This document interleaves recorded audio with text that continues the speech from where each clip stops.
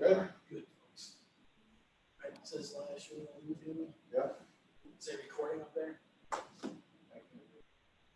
Says it on my computer. Okay. We're good to go. Just make sure you guys try to speak to the mics because anybody up there watching will not be able to hear you. I'd like to call the planning board meeting to order, please.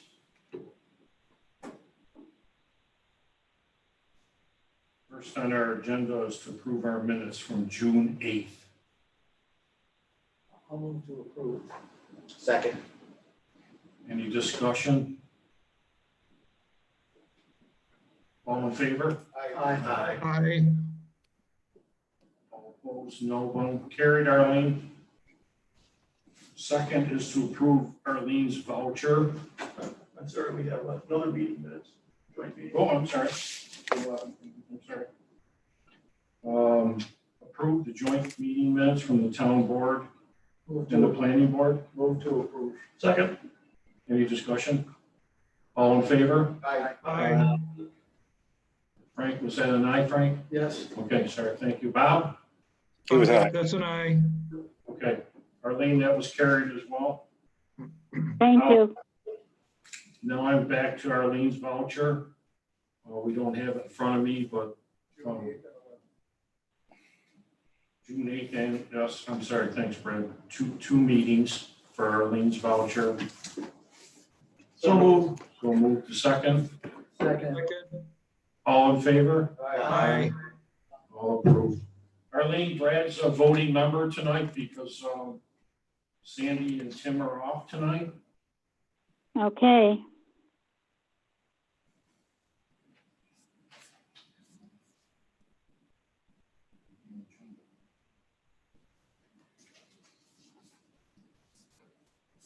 Number one on our agenda, Just unmute her. Just unmute her. I'm assuming this is all the paperwork that TC Buffalo has submitted on Project Olive. So tap it. Tap her. Are we going to, anyone want to make a motion here? I'll make a motion to move number one to and add it to number 3. Second. Pete, maybe we can ask you a question here, because this is a referral from the town board, the first one on the agenda. Whereas the second and third, even though they seem to cover a similar topic, are referrals from the town engineer and the code enforcement officer. Primarily, what's the difference in your mind, Pete, from number 1 and number 3?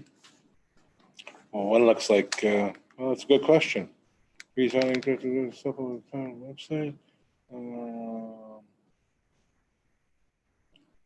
Well, it's taking it from a M1 to a PDD site. And the first one. Same on number 3. Yeah. It kind of showed, can we talk to them a little bit and see what their idea is? Why don't we do that? Covered under the same. Okay. Guys, 1 and 3 are the same.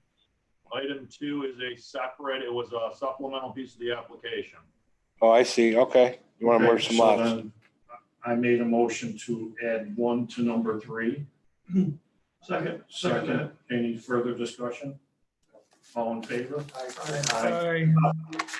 Bob Starzinski, was that an aye? Yes. That was an aye, yeah. Thank you, Bob.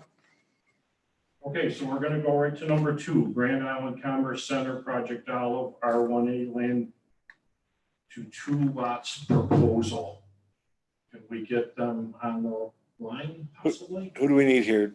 We need someone from Well, it's from the town engineer. Maybe we should start with Bob. Westfall first, I guess. Bob Westfall, are you there? Hang on, yes, yep, all right, I'm here. Okay, did you see number 2, Bob? That's about the 2 lots. Is there Correct, anything? yeah. Number 2 was put by me on your agenda, submittal from TC Buffalo. It was a request to divide the parcel on the existing zoning lines. So you got where the initial parcel that's proposed under the PDD with a development plan, and then you have the R1A lands without a current development plan right now, where the request was to subdivide and create those two parcels out of one. I'll turn it over to Kim is here. I believe she's going to lead the discussion on behalf of the applicant. Yep. You If that's, there? okay, if that's okay with the board, I'll proceed. Yep.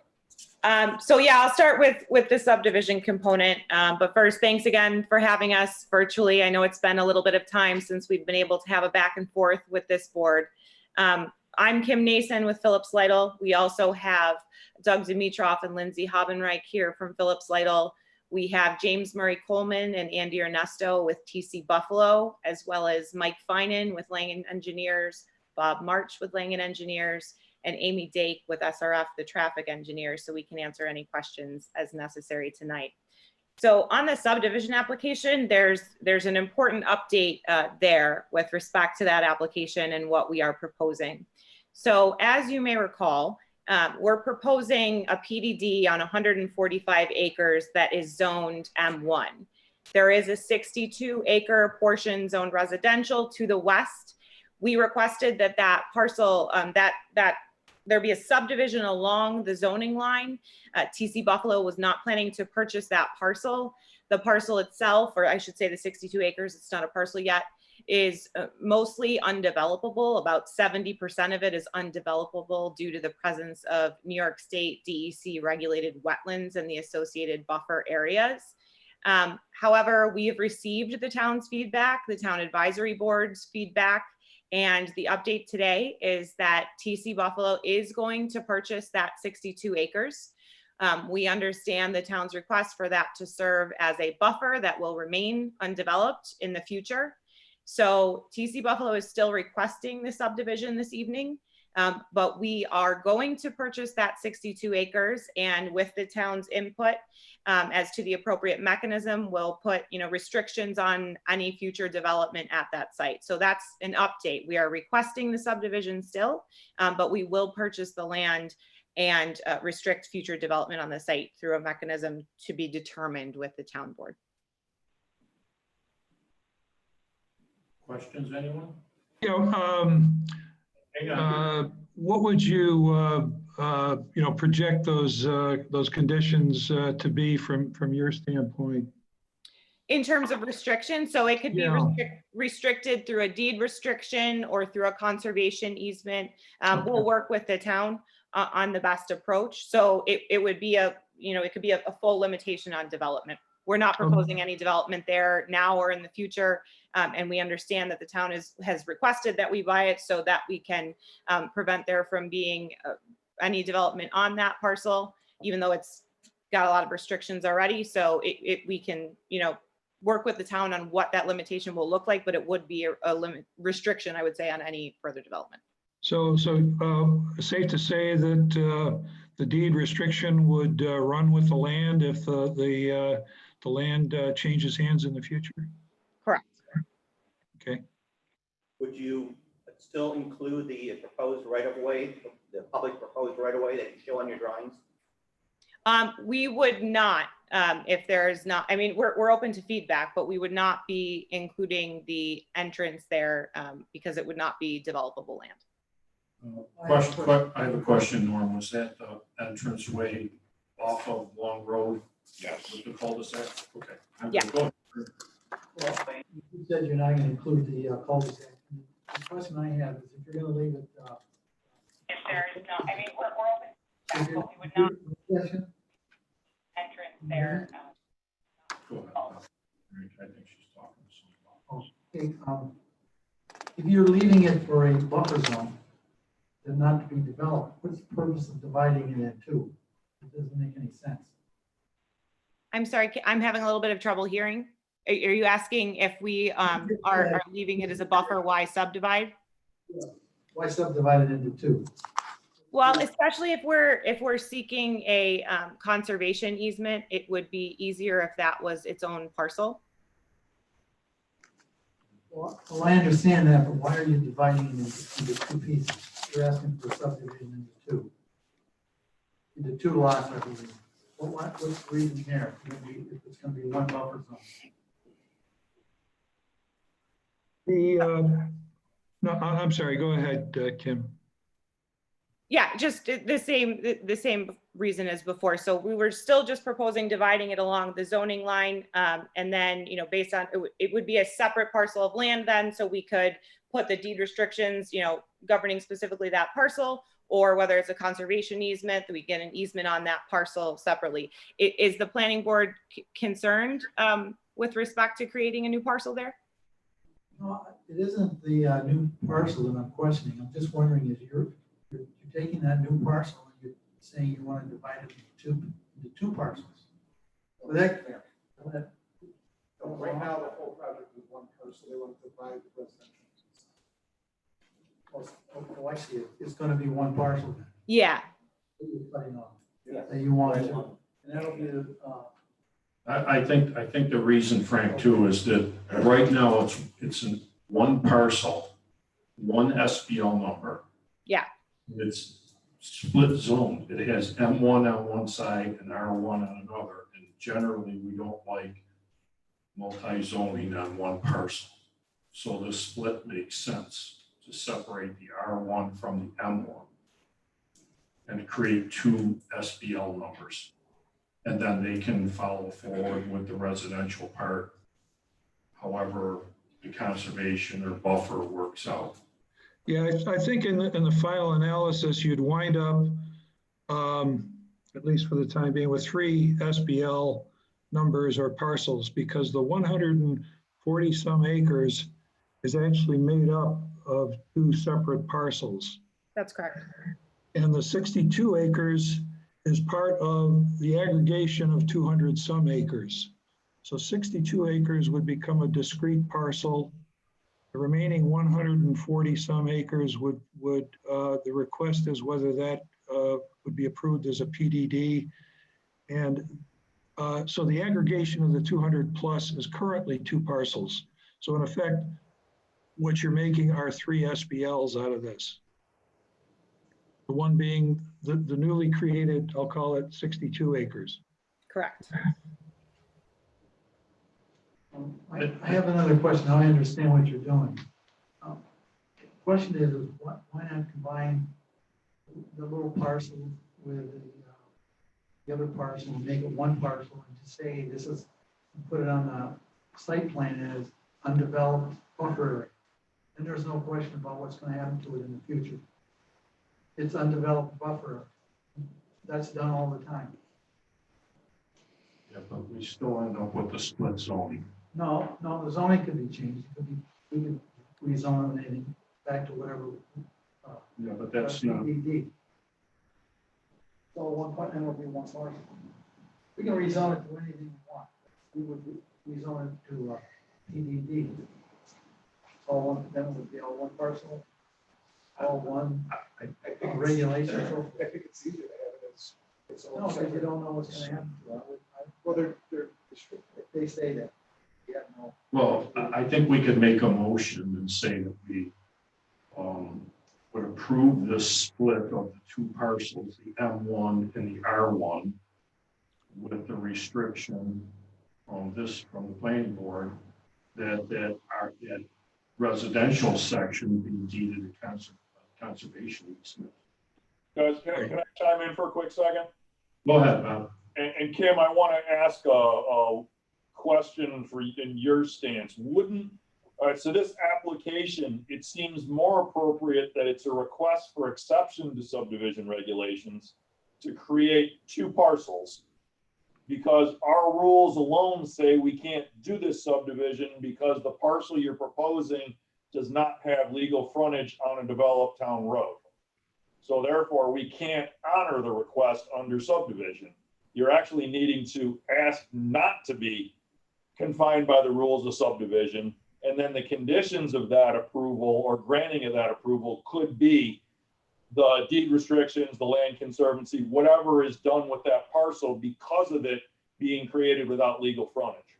Bob, doesn't the 62 acres though have a piece, I think it's 70 feet wide or so, that opens onto Sunset Drive to the south? It's a paper street without any official ownership. Right, but isn't there frontage on Sunset, which is Sunset at that point a dedicated town road? That portion's a paper road, it's unimproved. Okay. All right, I see. So Bob, can you just repeat what you were saying in terms of an exception to subdivision? I think your request is actually, instead of a subdivision request, it is a request for exception to subdivision regulations to create two parcels, one of which does not have legal road frontage. You know, you're breaking away, that's what I'm saying, creating two. You've got two right now, but the R1A parcel, when you draw property lines on it, it does not have legal road frontage anywhere, which per our rules, you know, on an improved road is then not allowed to happen. So you're asking for permission not to follow those subdivision regulations to create that parcel. I guess my question though would be, would a piece of land that's dedicated or deeded, I should say, as a conservation easement require road frontage? Do we have other conservation parcels that exist in the town that don't have road frontage, but yet exist in perpetuity as conservation easements, whether, you know, the owner, successor owners would control the property, or whether they'd deed it, for example, to a land conservancy or something along those lines? You had existing lots of record that had been turned over. I am not familiar that we have created any new parcels under that guise that did not conform in some manner to the rules and regulations for land subdivision. Yeah, I guess, I don't know, this might call for some input from the town's council. So if I could just interject quickly, and this was already in our subdivision application prior to us indicating we would purchase the 62 acres, but there is a broad waiver provision in the subdivision regulations of the code, which does give the town board the authority to waive certain requirements. So we would request the subdivision with a waiver of the frontage, given that the goal is the restriction of any development on the 62 acres. Yeah, that's basically the exception to subdivision. Yeah. Yes, that's just, that statement is what should be considered, or the recommendation from this board would say to allow that, or make, like I said, make a recommendation back to the board for that, with those provisos of, you know, the reasons for the exception is it's going to land conservancy, it's going to deed restriction, whatever those items could be. This board can make that recommendation to the town board. Agreed. That's helpful, Bob. But it seems to me like if the original application is for declaring this PDD, and under a PDD, the site plan basically becomes all the zoning and criteria and so on, that if on the PDD plan, that area is called an undeveloped buffer, then part of the approval for the PDD would include that it's an undeveloped buffer. I don't see the need for doing this separation. I would just clarify that we are not proposing PDD on the 62 acres currently. Well, I think what Dave is, and Dave, correct me if I'm misinterpreting you, but are you saying that if you're going to do PDD, that you do it for the entire 200 plus and consider the 62, the open space or whatever you want to call it, buffer? Yes, absolutely. It's pure speculation on my part, but I'll make a statement that I think the developer does not want to, or not the developer, but the eventual owner may have zero interest in this extra acreage, the potential of claims, whatever, if somebody's on that extra acreage doing something, or they're trying to minimize the lands they own. So that's why they're saying they don't necessarily want it. It's ending up in this deal, and yet it could go to land conservancy. It takes them out of title issue by it goes to land conservancy, it's deed restricted, so on and so forth. I think that's more my speculation of what the eventual operator of the lands may want in terms of ownership. So if this is not approved as a PDD, as Project Olive is requesting, how will the current owner feel about subdividing this property? So we have authority from the current owner to apply for this subdivision. So they have approval from the landowner currently, Dave. So anyone else have any other questions? Just so I'm clear, if we approve this, what we're still saying is that we're gonna have two lots, one still zoned M1, because we haven't really dealt with the PDD issue, and the other one is zoned R1A. R1A, right, Actually, at this stage of the game, you'll have 3 lots. right. Because the current M1 zone comprises 2 parcels that are part of the PDD application. And then there's also the piece that we're breaking away now, or proposing to break away, which is the R1A. Correct. That's what I said in terms of answer to Frank's earlier question. So yeah, you wind up with 3 SBLs, but the 2 that would make up a PDD, if a PDD is approved, would become 1 PDD. I mean, 62, well, I'll just leave it at that for the time being. We're gonna move forward with this. We have to be clear on what the wording is that we're approving for this. Are we going for the subdivision or the exception of the subdivision, as Bob was indicating? You're approving the subdivision with that exception. And with restrictions that we've discussed with or outlined. Yeah, I guess, Brad, that's probably the motion, if you would want to, phrase it in your own words, but.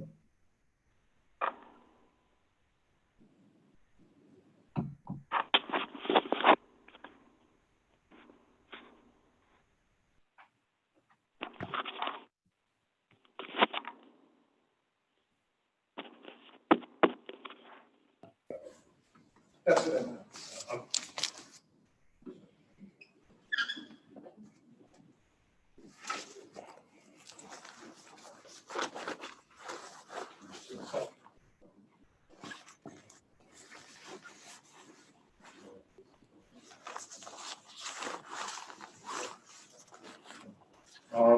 I'm going to make the motion, please, that we approve number 2, the split from the R1A and the M1, with that we ask the town board to waive the road frontage on the R1A part, and that we ask the town board that the R1A section becomes a conservation easement that runs with the land.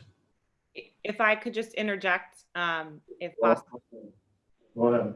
Your name's Kim, correct? Yes, this is Kim Nason again. Go ahead. I would just request, if possible, that the planning board use language that's a bit more broad than a conservation easement. We're not absolutely certain that that's the direction we're going. It may be, but if possible, use broader language. We are going to work with the town on what's best, but if we went just deed restrictions, that's not the same as a conservation easement. So if you could just take that into consideration in the language of the recommendation. Yeah, I just don't know. Yeah, A or B. Yeah, we're gonna, I think ultimately, you guys figure out what's best. Right. So we can word it by saying either. Yeah, I'll change that motion to say either a permanent green space buffer or a conservation easement to be determined by the town board. Well, the only thing, Dave, when you're talking about a permanent buffer, I'm not sure of a definition of a permanent buffer. I'm more comfortable, with a deed restriction that runs in perpetuity or runs with the land if and when the land ever transfers ownership. But a deed restriction of what, Bob? The deed restriction of the use of the land as undevelopable. If you're talking about a buffer, you know, buffer is a broad term. I mean, it doesn't really tell me anything. Would it be wrong, Bob, to consider, or board, Bob and the rest of the board, consider maybe it's a language of saying, you know, essentially, you know, come up in agreement with the town board, come up with a method to restrict development on the residential parcel. And that to be worked out with the applicant and the town board, and leave the language general like that. Well, can I just say something? Since we are an advisory board to the town board, if we left my easement or my motion the way it was, it's up to the town board to take that recommendation or to change it or modify it. And They can answer. Well, you're correct, Dave. I think what we're trying to achieve here is what I'll just call in the spirit of things. You know, whether you want to call it a buffer or a buffer slash deed restriction, again, is up to the vote of 5 people, the town board, and however they view it. I view it as a permanent type of restriction, personally. I'm gonna stick with my motion. Yeah, I like your motion. I'm gonna stick with my motion. And Kim, I understand what you're saying, that you're looking for something broader, that you can address that directly with the town board. At least we can make this motion and move forward. And then you can work out that final detail of what you're gonna eventually, how you're gonna do this property, deed restriction, buffer. Whoa, what's the echo? Hey, Dave, would you mind reiterating your motion? Arlene, are you there? I'm here. Could you read back my motion, please? Dave, can you hold on 1 second, please? Go ahead, Bob, go ahead. I still want to go back on this. We really need to talk about the concept of exception to subdivision regulations. You open our code, you look at subdivision regulations, you are talking about plats, you are talking about public hearings under New York state law, you are talking about all of that's why this is a request to not have to do all those steps to break this thing away, plain and simply and cleanly. That really is what we're talking about, is not having to follow to the letter of the law, the land subdivision section of the town code. I'll pause now. So are you asking me to add something to that language to my motion? I would say that the motion is a, the board should find that the applicant should be granted an exception to subdivision regulations for the creation of a standalone R1A parcel, whatever size, whatever you want to call and do it, subject to development constraints negotiated between the town and the applicant.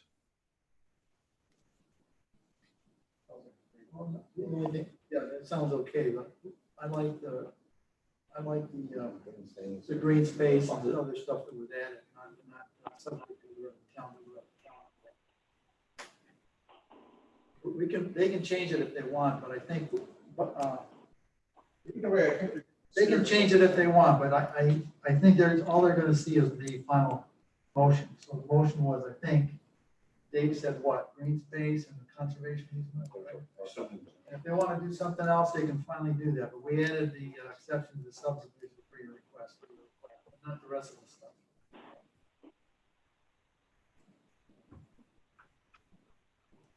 Do you want to redo your motion? Add lots, exception to subdivision. Okay. Just a request from this end. A couple of people who were talking in the courtroom there a minute ago, you're kind of breaking up. So I think maybe, you need to speak more directly right into the mic. I don't know what the sound range is of the mic. Yes, I'm having trouble hearing also. Arlene, on my original motion, I put with the exception of a waiver of road frontage. Can I add something to that, please? Well, you want me to read what you originally said? No, I'm gonna be adding something to the one section. Okay, what are you adding?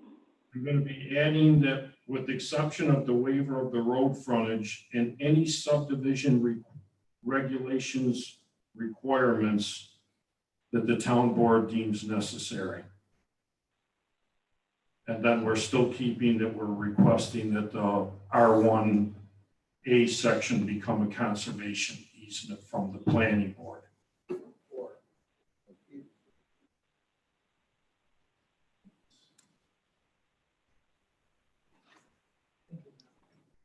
Okay, now, I would just amend it and say a deed restricted easement. not the conservation easement? Well, again, I know I'm repetitive, but I like a more A formal. deed restriction, a deed restriction easement could be anything. It could be anything. That's true. Well, I think we you're right. need to set some bar to try to make the motion and move forward. And then once it gets to the town board level, then they can, Kim and her team can put forth what they want to, what they're really thinking about the end product's going to be with the 62 acres. But from the planning board, I think I'd like to, my motion, I'd like that to be a conservation easement. So that if it's a conservation easement, then nothing's ever going to happen with that acreage. That was a motion, I'll second it. I agree with that. Okay, I'm going to have Arlene read it back first, Frank, before you second, okay, Frank? Arlene, could you please read back my motion? Oh, this is going to be fun. Okay, go ahead. Approve the split from the M1 property and ask the town board to waive the road frontage on the R1A and any subdivision regulations required that the town board deems necessary. R1A section R1A section becomes a permanent buffer or a conservation easement to be determined by the town board. Sounds good to me. Do I hear a second? So I'll I second. got a second from Brad. Any other further discussion? All in favor? Aye. Anyone opposed? Okay, carried, Arlene. Thank you. Okay. That was a tough one. Okay, I'm going to ask the board for us to move number 4 into number 3. It's just a letter from the Long Range Planning Committee. Do I hear a motion? Okay, second. Second. All in favor? Aye. Okay. Bob, were you an aye? I was an aye, yes. Thank you. Okay, this was, When we get correspondence, this is a receive and file, right? yeah, I'm just gonna briefly, this is a letter from the Long Range Planning Right. Committee, basically saying that Project Olive has hit the mark on the town's comprehensive plan. Let me just add that I think they must be reading a different comprehensive plan than I am. I think they are, this is way off base. First of all, none of the page numbers what long range plan addition they're looking at, but they don't match up. There's real confusion in their letter, at least from my standpoint, about looking at the agro sections of the code. They don't deal with the fact that there's a detail of the Long Road I-190 section where they talk about trail connections and cluster park buildings in a park-like setting. The whole idea on page 49 of the like a comprehensive plan saying that it should fit inconspicuously with the surrounding land. I mean, this is anything but inconspicuous. I don't see where this letter is germane at all to the comprehensive plan that I'm reviewing. Dave, I just want to say I agree with you 100%. I think, I'm not sure why this is even on the agenda. It's, part of the online package. To me, it's strictly an opinion. Everybody's got one. And, it's a receive and file along with a multitude of other emails, letters to the editor, and so on and so forth that have been distributed to the public. Okay, I'll say this correspondence is received and filed, and it's strictly their long-range plan. And we can move forward. Is everyone good? Chairman, unfortunately, I just thought of something back on the previous item. We should have put in there, knowing now that that property is going to be bought by the developer. We did not include that. Maybe use a footnote, we can put that in. We've already made the motion and passed, so Kim's got that, it's on record, because this is all being recorded. Okay. Just maybe include that, Norm's as a comment, relative to Yes. relative to the I think discussion. unfortunately, we didn't have it in. Okay. I'm pretty sure the town board's understanding the meaning and the intent, but yeah, that's fine. Okay. Now we're going to, what would be number 4, it's TC Buffalo Associates Long Road Olive Project, rezone from M1 to PDD in the site plan. Kim, are you there? Yes, I am. If you'd like, I'd like to start with a brief presentation, and I will keep it brief because I know you have a packed agenda. Brief, Kim, because I think we all are on this board are extremely familiar with the whole project. Will do. Dave, just a quick question. Again, what we're talking about on the agenda now is a combination, and what Kim's going to address is the combination of on the original agenda numbers 1 and 3. Am I understanding that? Oh, yes, Bob. Got it. Go ahead, Kim. Hey, Kim, before you start, is there anybody that should be unmuted?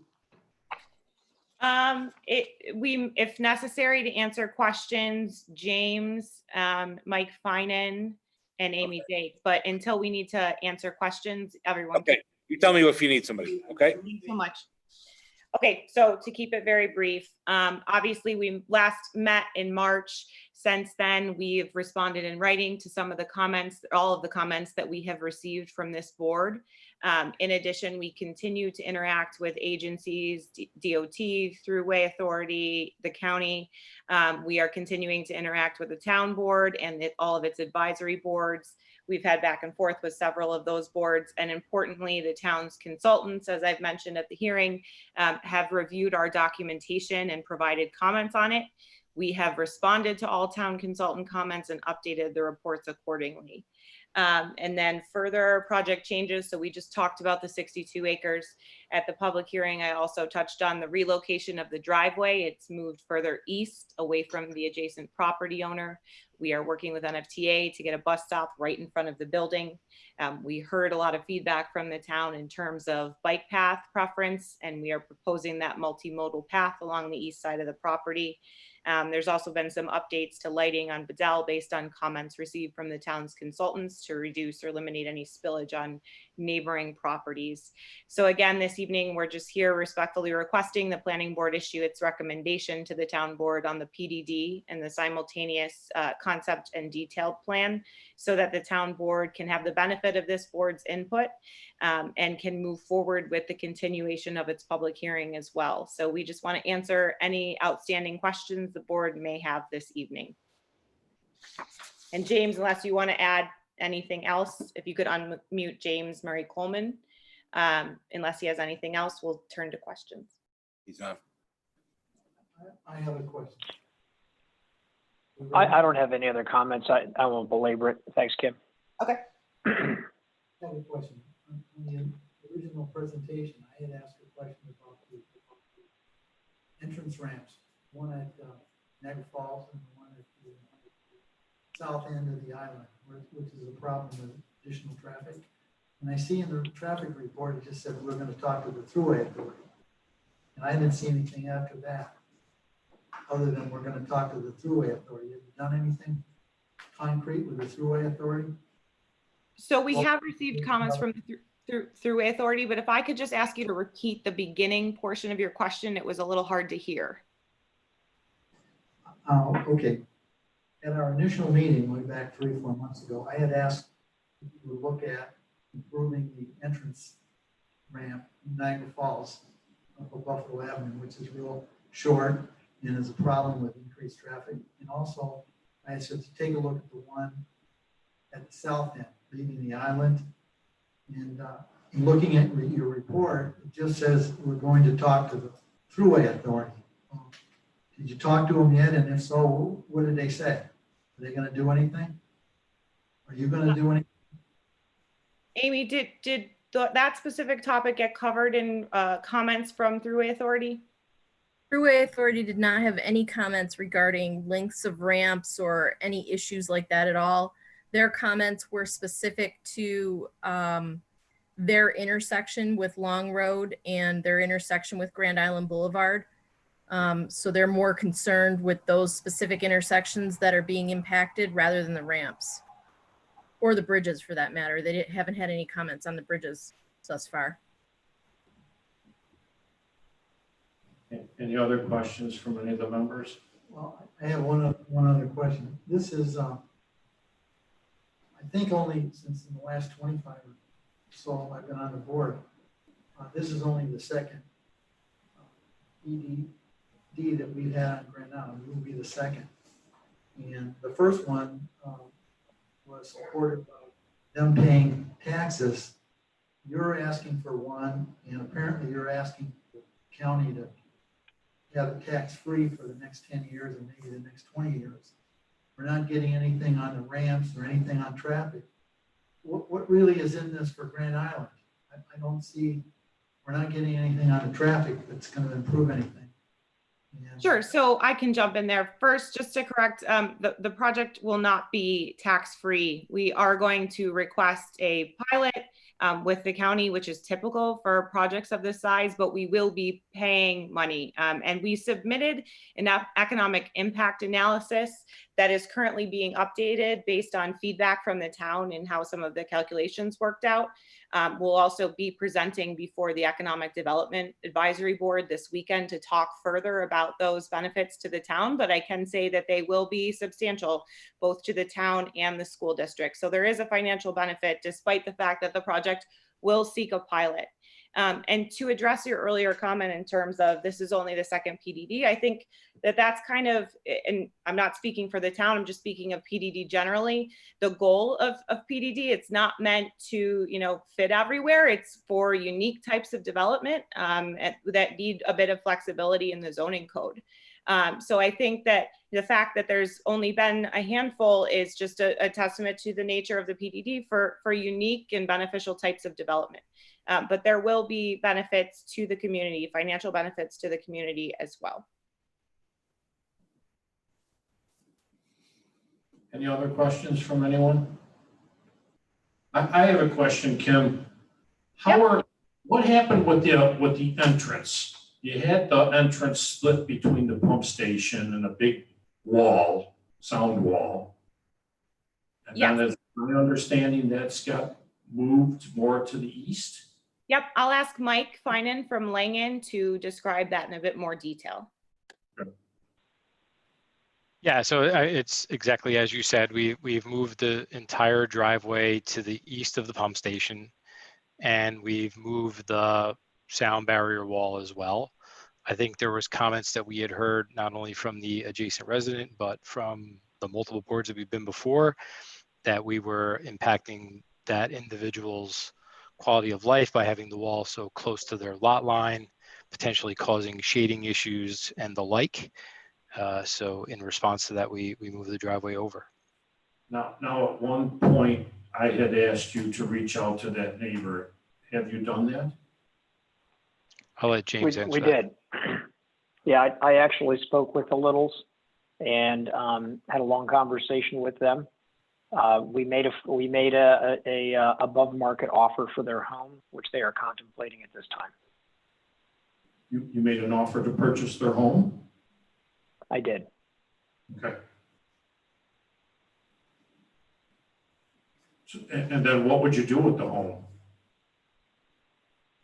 Well, it's not clear, but we really don't want to put them in any undue situation where they're not happy. So we can still build the sound wall and protect that home. We may resell it to someone who's interested, but it's more likely that we would demolish the home. That would probably be what would happen there to create a wider entrance. Okay. My next question is it possible to do your car entrance on Bedell off of the Alt Road extension? And that Alt Road extension would hit your loop and you would keep that car traffic out of the Bedell neighborhood. I had asked this way back when, but is that something that you would be able to look into? So I'll answer that question as much as best I can with what we know on that George Alt Boulevard section of right-of-way. There is a Army Corps wetland that Mike Finn. I'm sorry, this is Mike Finan. Sorry. Okay, Mike, go ahead. So that section is within a wetland, and it's an Army Corps wetland. So we cross that wetland at the shortest segment possible to have the least amount of disturbance to the core wetland. So that's part of the reason why the driveway is where it is, and it is there as well because the prior developments contemplated that driveway in the exact same location. I suppose it's feasible, but again, we would have to evaluate all of the wetland impacts and whether the Corps would even consider that much wetland impact for that driveway in that location. Any questions from anyone else?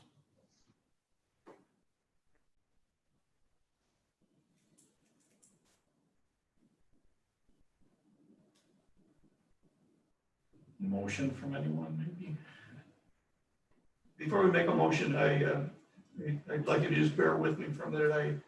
I've certainly spent a fair amount of time reading almost everything that's been submitted on this, and I've prepared my own 4-page comments, and I'd like to read them. And Arlene, I have a copy for you, so I'd like these to be included in the minutes. So, sort of as an introduction, the planning board's role, and this is a reminder to myself as well as my colleagues, is an important one in reviewing an application, ascertaining its veracity relative to the comprehensive plan, zoning ordinances, and most importantly, the purpose and nature of the plan as it impacts the town. This plan is to build an M1 zone property and to have it approved as a PDD. The PDD plan thus sets the zoning and site criteria. However, in doing so, waivers are requested, both as required by the M1 district and the town's zoning ordinances. These include, number 1, number of stories, 5 requested versus 4 in an M1 district, height 87 feet requested versus 45 allowed in an M1. And I note that this is over 7 stories as calculated by the Grand Island ordinance. And since the building is already set up 15 feet above existing grades, this building will read more like 100 feet tall and 9 stories. And number 3, parking of 1,800 cars requested versus 4,000 cars required in the town ordinances. Engineering studies have been commissioned by the town, and some of them, by my review, have some predicated negative impact on the town of Grand Island. These include noise, the wall that was just talked about, traffic, DOT issues, sanitary sewers, water supply, stormwater, and lighting. The traffic study has certainly been well documented and professionally prepared. The truck traffic of 1 every 3 minutes is projected. However, it is what is not covered that concerns me. The truck is 3 times the length of a car, 60 feet versus 20 feet, and 10 times the weight, 20 tons versus 1 ton. The increased length and weight have not been considered by any of the traffic reports that I've read. A truck occupying 3 times the space in a traffic jam should not be counted as just one more vehicle. Furthermore, the increased traffic on the 2 I-190 bridges at Long and Bedell will increase 185% and 272% respectively, as reported by the applicant. The rates of deterioration on both will increase dramatically when in the life of these bridges, which are now over 50 years old, they are replaced and out of service. How will trucks access the property? All will of necessity use Whitehaven and West River. Neither is set up for this traffic, and it would be a serious detriment to the people that live on these roads. We also have heard at the public meeting that the truck traffic on North Grand Island Bridge will increase 25%. The studies do not discuss the truck traffic as separated from the automobile traffic, instead lumping them all together. We all have experienced the Friday evening traffic jam on the northbound South Bridge caused by the removal of the toll barriers and the throttling effect that the toll booths had on the 5 lanes funneling the 2. I think that this situation will not be impacted as not rational. Construction truck traffic. The construction truck traffic will be excessive and has not been considered in any documents I've reviewed. Post-construction activity equals 1 truck every 3 minutes. During construction, on the other hand, large amounts of fill are required, up to 20 feet of fill in some areas and cuts as much as 48 feet, with rock expected to be encountered. The applicant reports 100,000 cubic yards of fill stone is required. I personally think it's significantly more. However, over an estimated 6 to 12 month construction period for the site work, this equals to 150 to 160 trucks per day just for the stone fill. Massive amounts of concrete via trucks or an on-site concrete plant will further impact the hundreds of trucks per day coming to and from the site. The impact will also affect the I-190 bridge over Long Road. If approved, reconstruction of Long Road and this bridge should be a requirement. Process. The process adopted by the applicant, while not in violation of any of the town ordinances, are nevertheless not in concert with the way we typically do business here on the island and in my experience on this planning board. This process includes a pre-application process followed by a concept plan and a detailed plan. This conversation is designed to solicit ideas and support from the town professionals, engineering and zoning, and boards while minimizing the financial investment of the applicant. In this case, the applicant elected to jump directly to the detailed plan submission and skip, for whatever reason, the give and take conversation between the town and the applicant. The result is a significant expenditure of time and money on both parties. Furthermore, why the secrecy of the ultimate end user, tenant? What if the tenant is not Amazon as rumored? Could it be a different corporation that is not in concert with our values? Think Tonawanda-Coke. Pilot and lease. We have heard from the applicant, and Frank mentioned this, that a payment in lieu of taxes pilot will be requested. It's not yet finalized.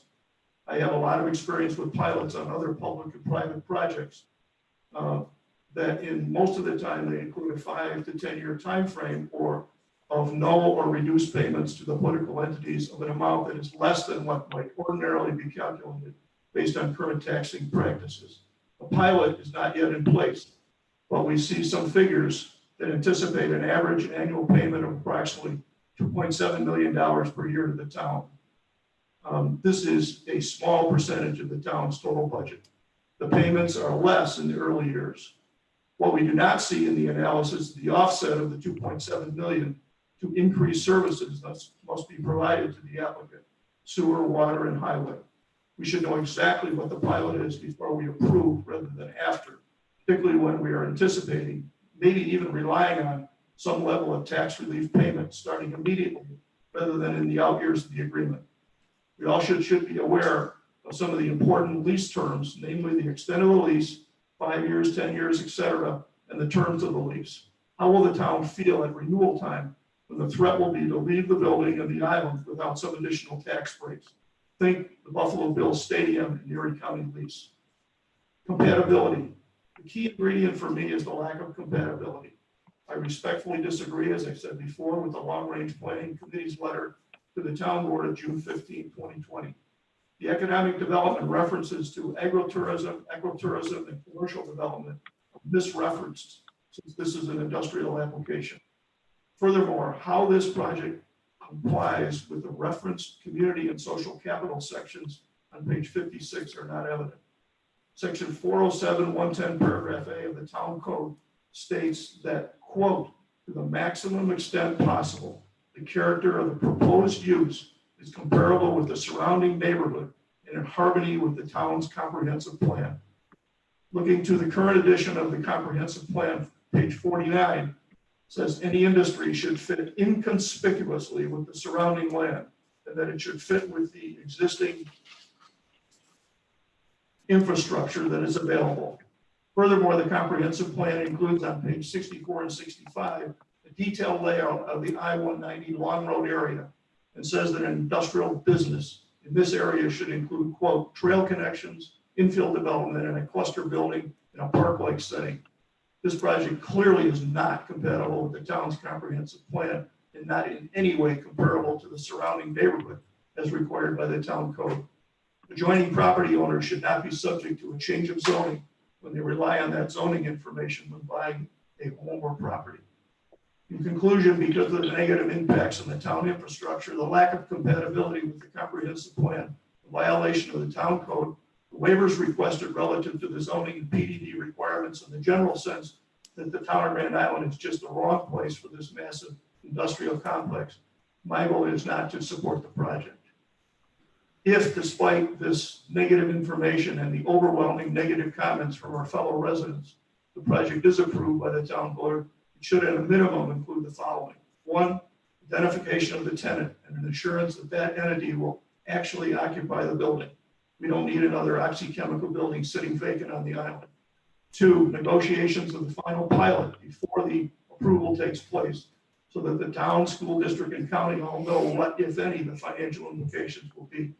Three, aware of important lease terms and parties to the lease, i.e. when will it expire and what will subject to renegotiations be.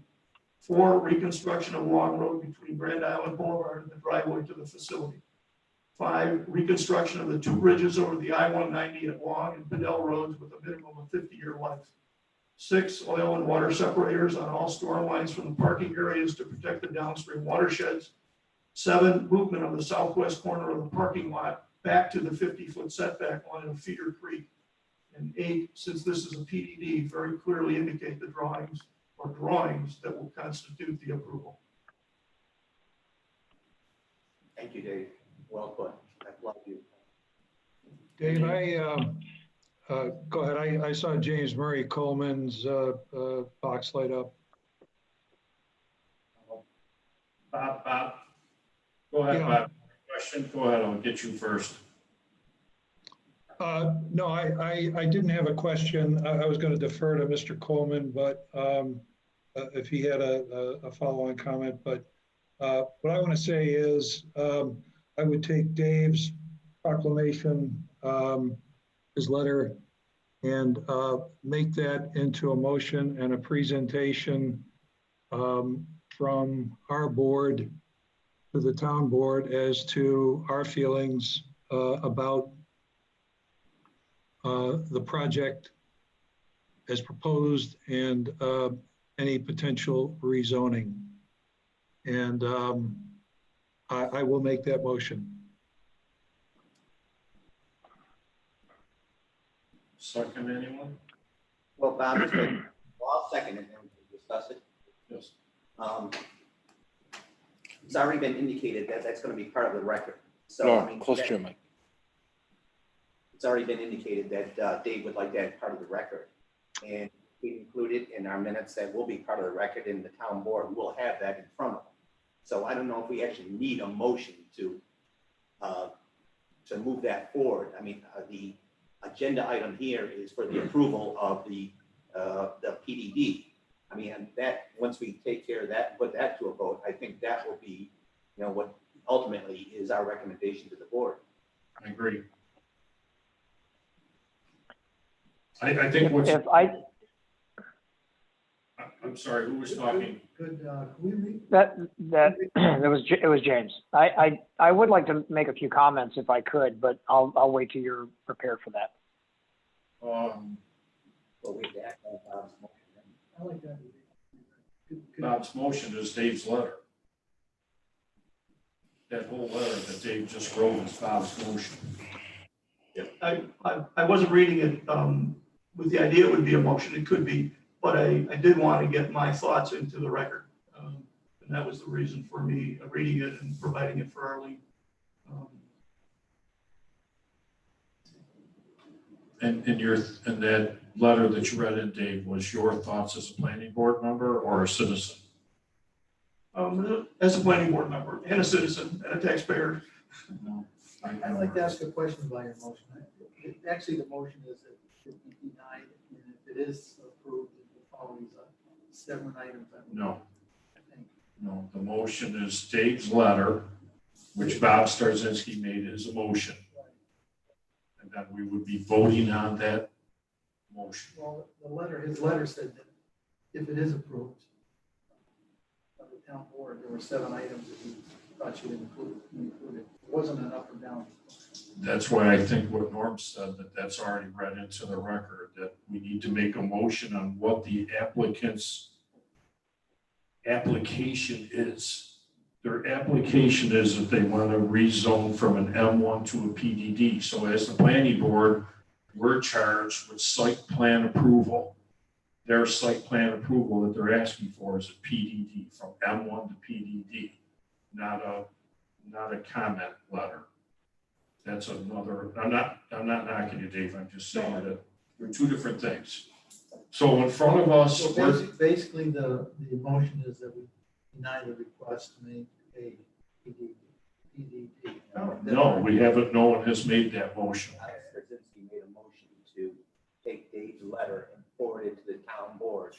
And also to make that our recommendation, I think you said, Bob, correct? That is correct. I think, I mean, I've thought about this.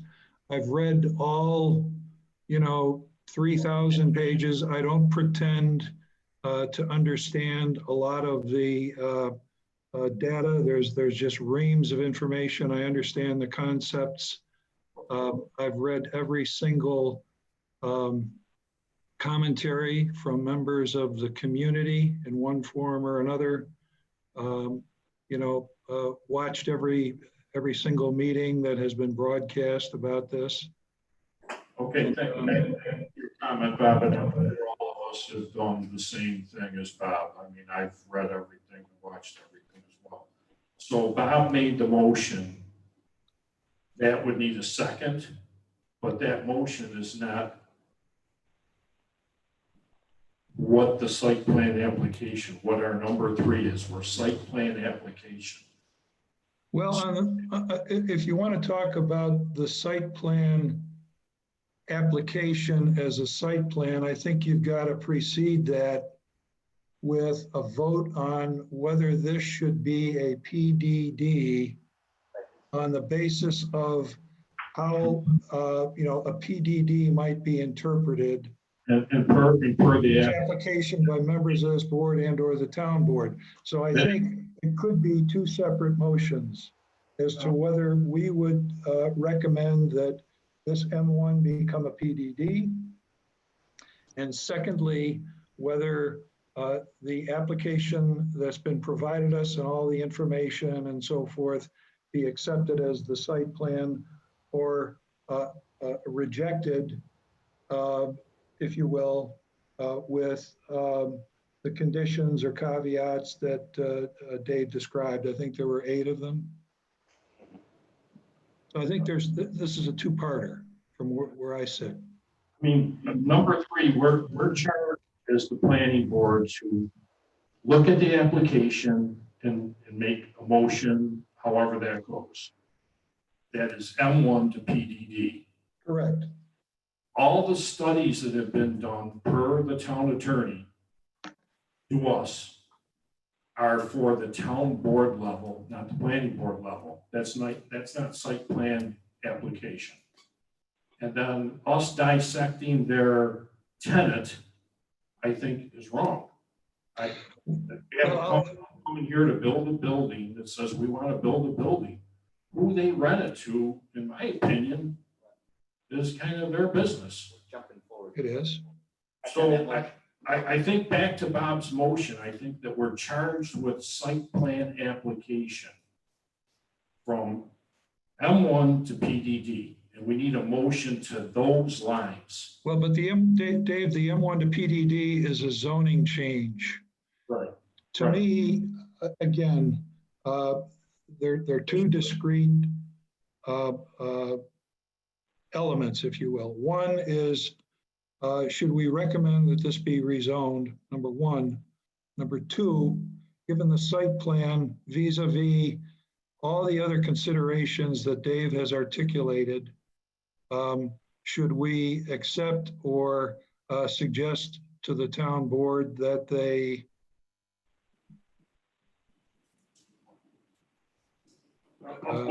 Okay, Bob, I see what you're saying. I gotcha.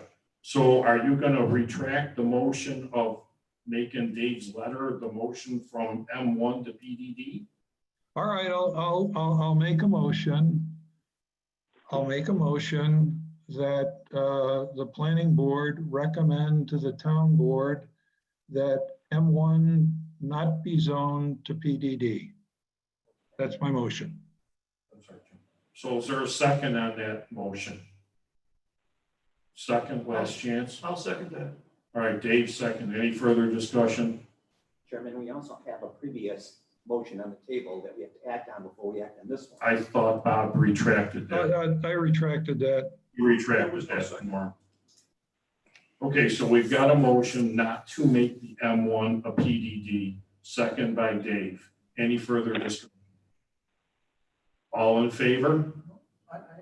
Aye. Hold on, Bob. Changed it a couple of times.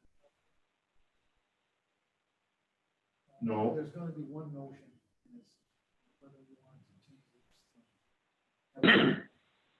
that's the motion. If we want to change this from M1 to PDD, and Bob Starzinski made the motion to not make that change. He's voting no. And Dave seconded. Okay. And basically, Dave went through a litany of things as to why we want to. That's got nothing to do with the motion. Well, okay, that has nothing to do with it. Just my opinion. That's part of the discussion. That's part of the discussion. Any- Right, is there any further discussion? I just wanted to, that's part of the discussion. Dave, you said something about 2.3 million. I don't understand what is 2.3? The applicant had by the MRB group an analysis done of what the pilot could look like, although they make it very clear that it has not been finalized yet. And doing the math of that over the 10 years, it comes out to be $2.7 million per year to the town, which is a fraction of the town's budget. Oh, I see. Yeah. But again, that has nothing to do with going from M1 to PDD. The pilot's got nothing to do with it. Right. I think it does. Answering your I don't- question. Why doesn't? Could I just add something quickly? This is Kim Nason. Hang on, Kim, we're still trying to discuss this here. Yep. All right, is there any other discussion on the motion? Just make sure that the motion says, what does it say? The motion is to not rezone the M1 to a PDD. That's the first part of the motion, and then we're gonna talk about site plan if we get that far. We had a motion and a second. Any further discussion on that topic? By members of the board. Going to PDD. Okay, all in favor? Before we, Go ahead. I think this is relevant, but if you're saying if you're saying that the applicant wants to change the zone. Yes. And part of and I'm saying, why isn't the tax consequence to do such a big thing that we haven't done in the last 25 years? Well, Why is the advantage to the taxpayer not relevant? In other words, what would it be without the pilot? it doesn't- Frank, excuse me. Frank, we could talk about revenues and expenses and tax consequences Period. until the cows come home. It's not part of the motion. It's not part of the motion. Maybe wrote that in your mind. Okay, Frank, you're gonna have to take a step back. That's not part of the motion. We've had a motion and a second.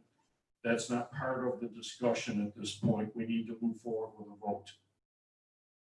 Whether they do a pilot or they don't, or they wear a purple hat, doesn't make any difference.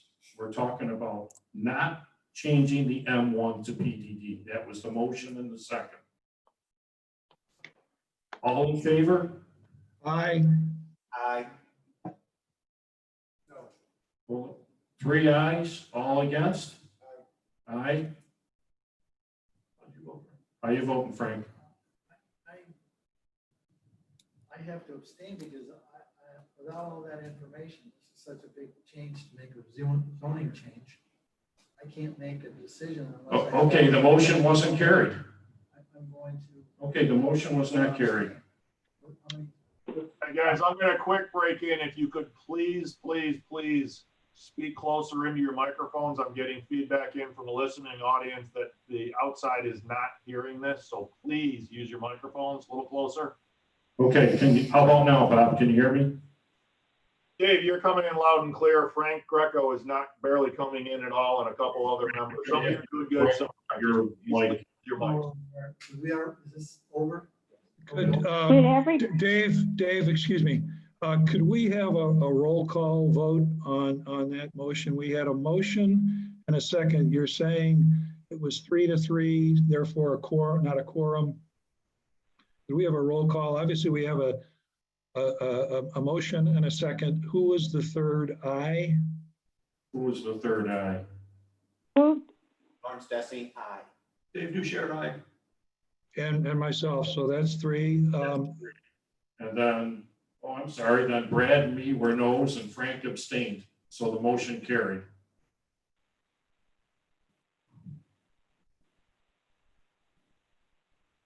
Don't you need a quorum? Don't you need but 4? Brad and Dave voted no? What do we need? I think we need a majority of people. Majority, or is it a quorum? No, More. no, I think it's, if you have 4 people, it's considered a quorum according to our rules. Well, you need 4 people, I think, as a quorum to conduct a The meeting. rule is by majority vote. Bob Starzinski, if we had a 3-2 vote and 1 abstain, is it carried? No. You're deputy chairman, so can I ask you that question, Bob? Is Chuck Malcolm part of the call? You know, we have a quorum for purposes of conducting a meeting. We do not have a quorum of the board in terms of passing the motion. However, we have a majority of the board present to pass the motion by 3-2 with 1 abstention. So, you know, I'll leave it at that. I think we should just report the results and let the town board deal with it. It's a recommendation, one way or the other, and they'll see how the voting went. Hang on, Yeah. couple of town board members are, We've settled this. hang on 1 second, Frank. We agree. I think you're right. Got 5 members who voted, which is more than a quorum, so the motion carries. The motion carried. Majority. Okay, the motion did carry. Is there any reason to talk about the site plan? There's a motion on the site plan.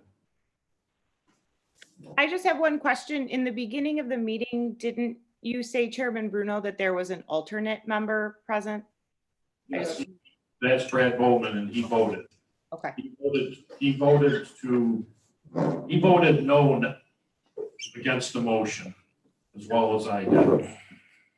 And 3 members voted to yes, to not go from M1 to PDD. May I make the comment? And one member abstained. Go ahead, Frank, into the mic, please. Well, this is another suggestion. This is something that's a big deal. Something we've never done. And in the public hearing, some of the people said we should have a referendum so that all the voters have a chance to vote on whether we want to change zoning. that does, I'm bringing it up because it doesn't sound like that bad of an idea. Well, that's up to the town board. That's not up to the planning board. Well, So there's really no reason for us to discuss that. That's not site plan application. Hey, hang on 1 minute, Kim. We have one of the town board members making sure the vote was correct. Okay. So can we just take a break? But someone else wanted to make a comment on your end. So could you make them while we're waiting? Yeah, sure. James, do you want to go first or do you want me to go first? Why don't you let me go first, Kim? So I just want to address, first of all, those well thought out remarks, and not each one individually, but let me just say this about the process. And I'm sorry that people feel like the process isn't proceeding as it traditionally does, but there are a lot of, there's a lot of information that is flowing back and forth between the town and this team, who's working quite hard, by the way, to try to address those comments. In terms of economic development, in terms of traffic, in terms of safety, and in terms of the compatibility of this project with the town of Grand Island. I think that unfortunately some of the information isn't making it to this committee, to this board in a timely way.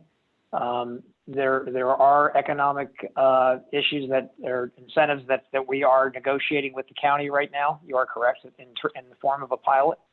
And we've been as open with that information as we can be right now. Those numbers are changing, and I would highly recommend that you do understand them fully before you make a decision. So I think that's important for everyone in Grand Island to understand the economic impact of this project, because I think it is significant to not only the town, but the school board and to others as well. So we are refining those numbers with, as Kim mentioned, with input from the town. And we want to make sure that they're accurate for your benefit and for ours. So that's in process right now.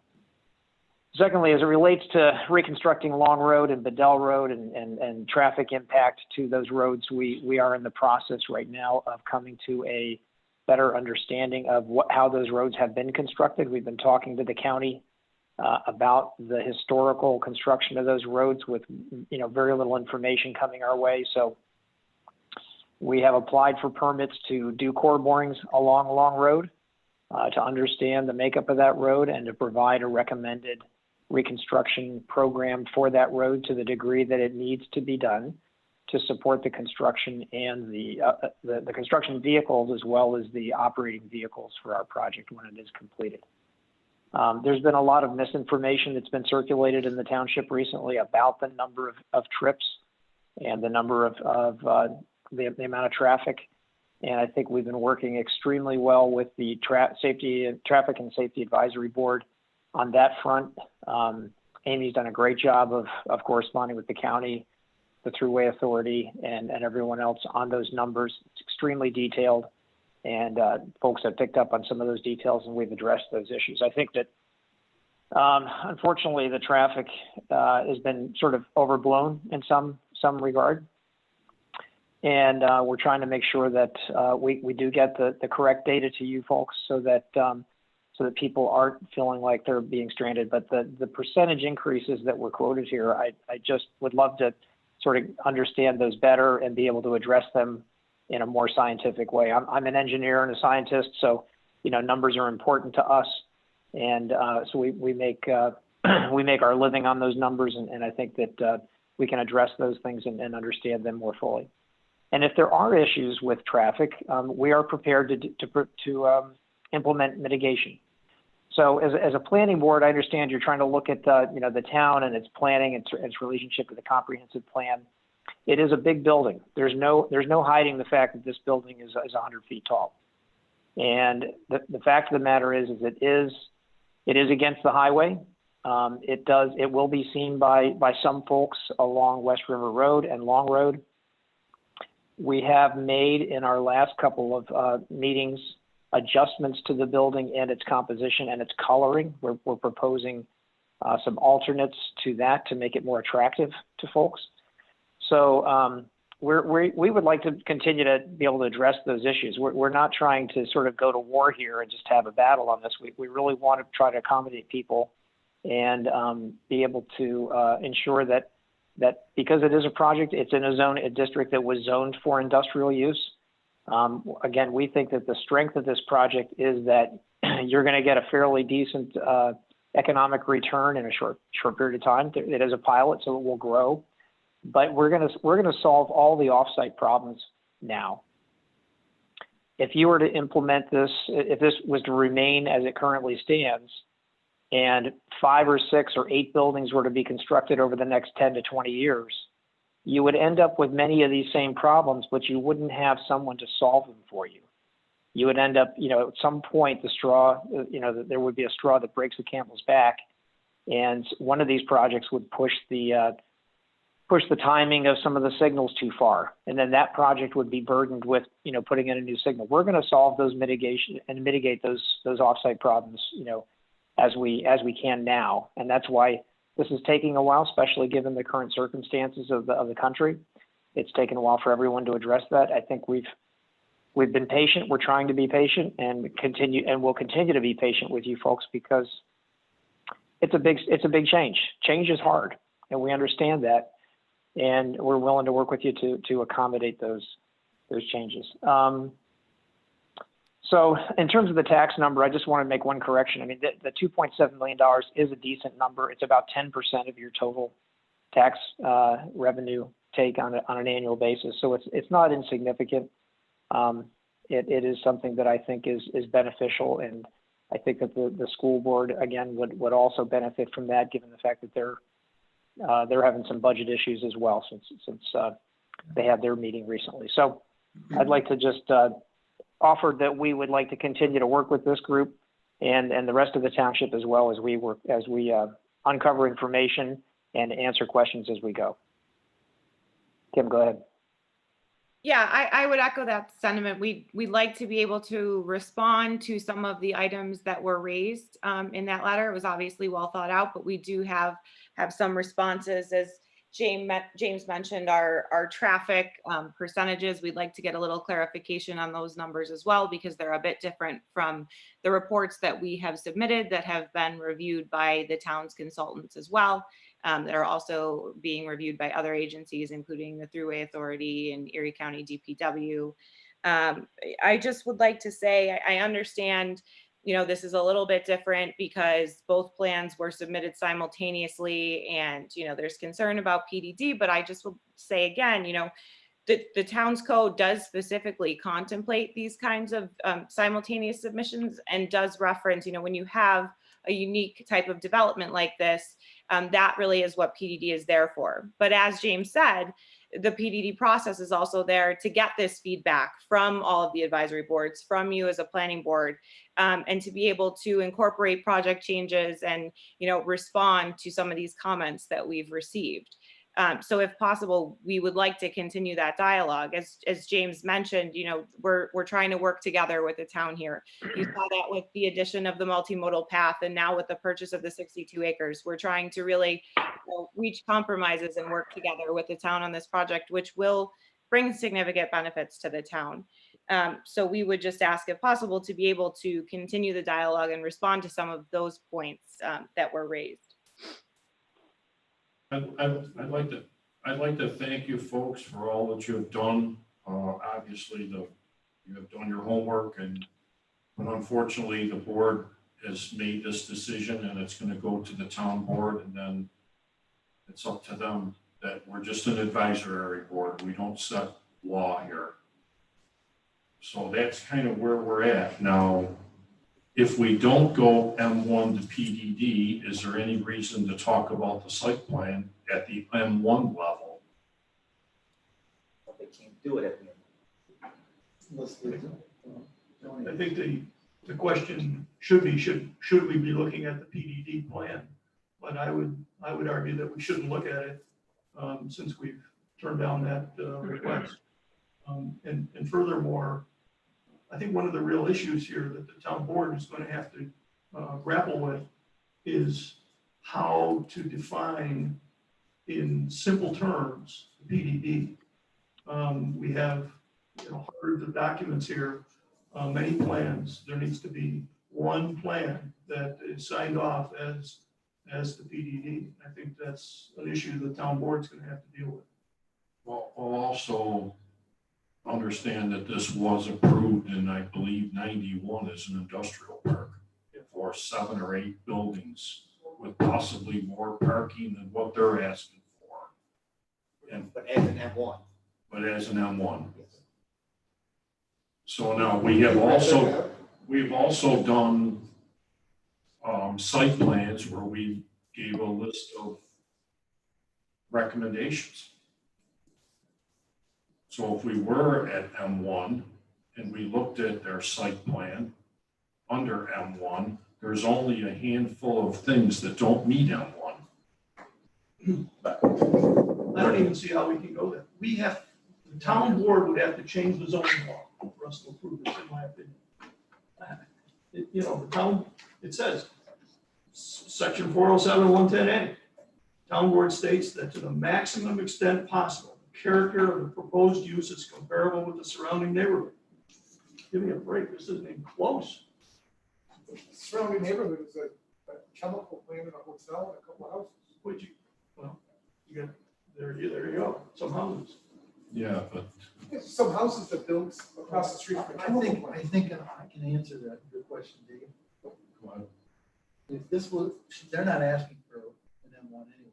But it's a new question, but if they wanted to ask for an M1, then there are 4 or 5 things that they don't meet in an M1, which means they have to go to the zoning board of appeals and get approval from the zoning board of appeals for the height and the parking and whatever else. So that's why they're asking for the PDD. so they don't have to go to the zoning board, which is another board altogether, which is independent and is controlled by the people on the board, so holding ballgame. And if they don't get those, they don't get anything. So there's a big difference. Rest of the agenda. Okay, I'm gonna say thank you, Kim, and I hope we see you again. And we're gonna move on to the next thing on our agenda, number 5, 2894 East River Road.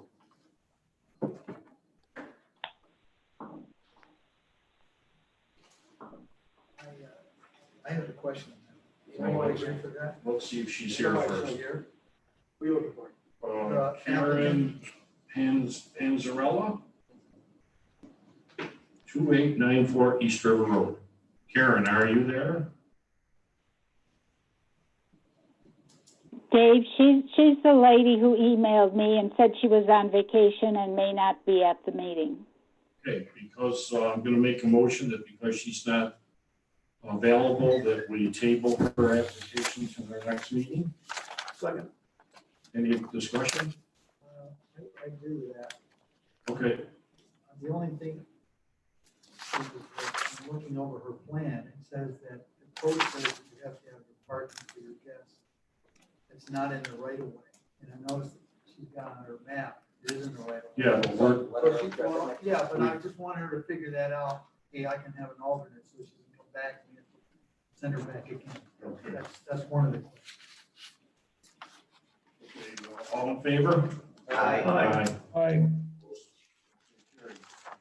Zoning clerk. 2332 Stony Point Road, special use, keep 1 agricultural animal and 8 chickens. We went from a 5-story mammoth building to 8 chickens. Okay. Isn't our requirement that you have 1 animal per acre? He's asking for a special use application. It's one agricultural animal, Norm, for 2 acres, and then 1 for each additional acre up to 10 animals. But agricultural animal does not include chickens, according to the town's definition. Horses, cows, goats, sheep, and the like. Pigs. Is he here? Is Reggie here? Is Reggie? Yes, I'm here. I'm sorry, I don't know how to pronounce this. She was trying to speak. She's on, okay, are you here? Yes, Okay, could you tell us what you're asking us for, please? sure. I would like to have a goat on my property. Okay, It is a 2.94 acres. yeah. So she's asking for a permit to have a goat on 2.94 acres.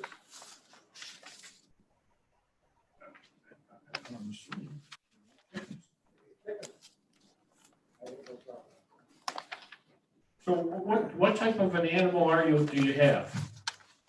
I would like to get a goat.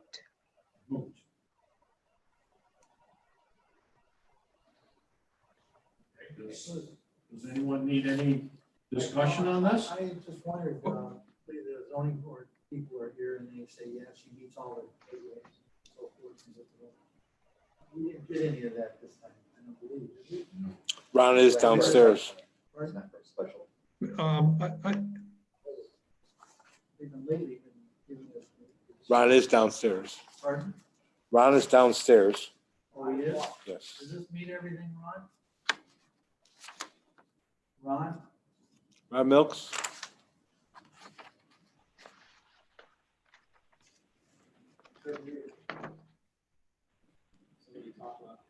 Here they come.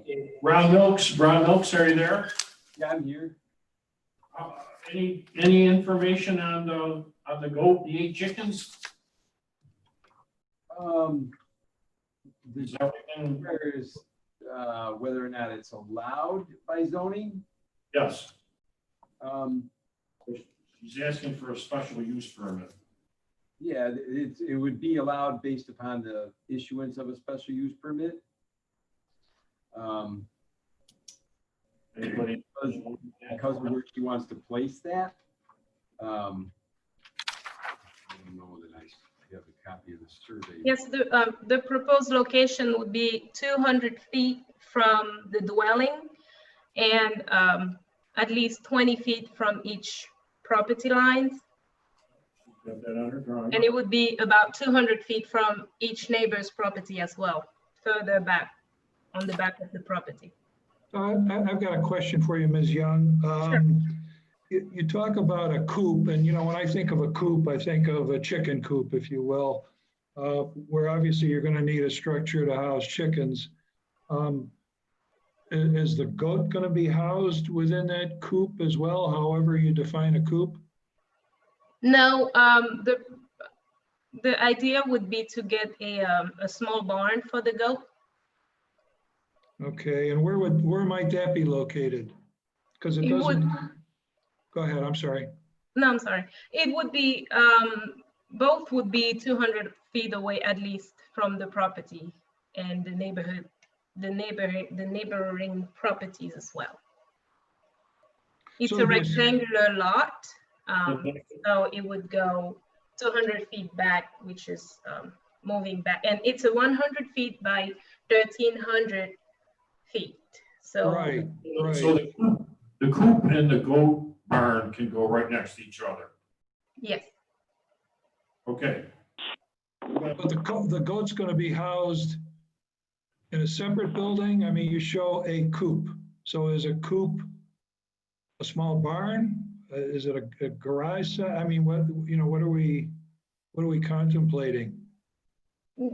it would actually be a chicken coop and a small barn. So two separate structures or like a small They will be barn with a attached. shed attached or something? Yes, the Okay. coop would be attached to the barn, which will Okay, either be a shed or it will probably be a small shed that will be used for agricultural purpose. Any more discussion from the board? Motion? I'll make a motion, we approve the special use permit for this property. I'll second it.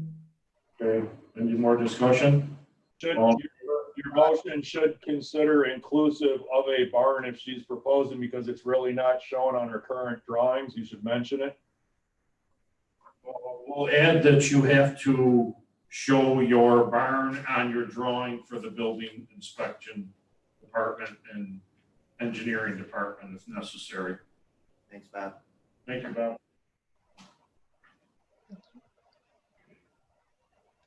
Next one is the Magic Mist Auto Wash.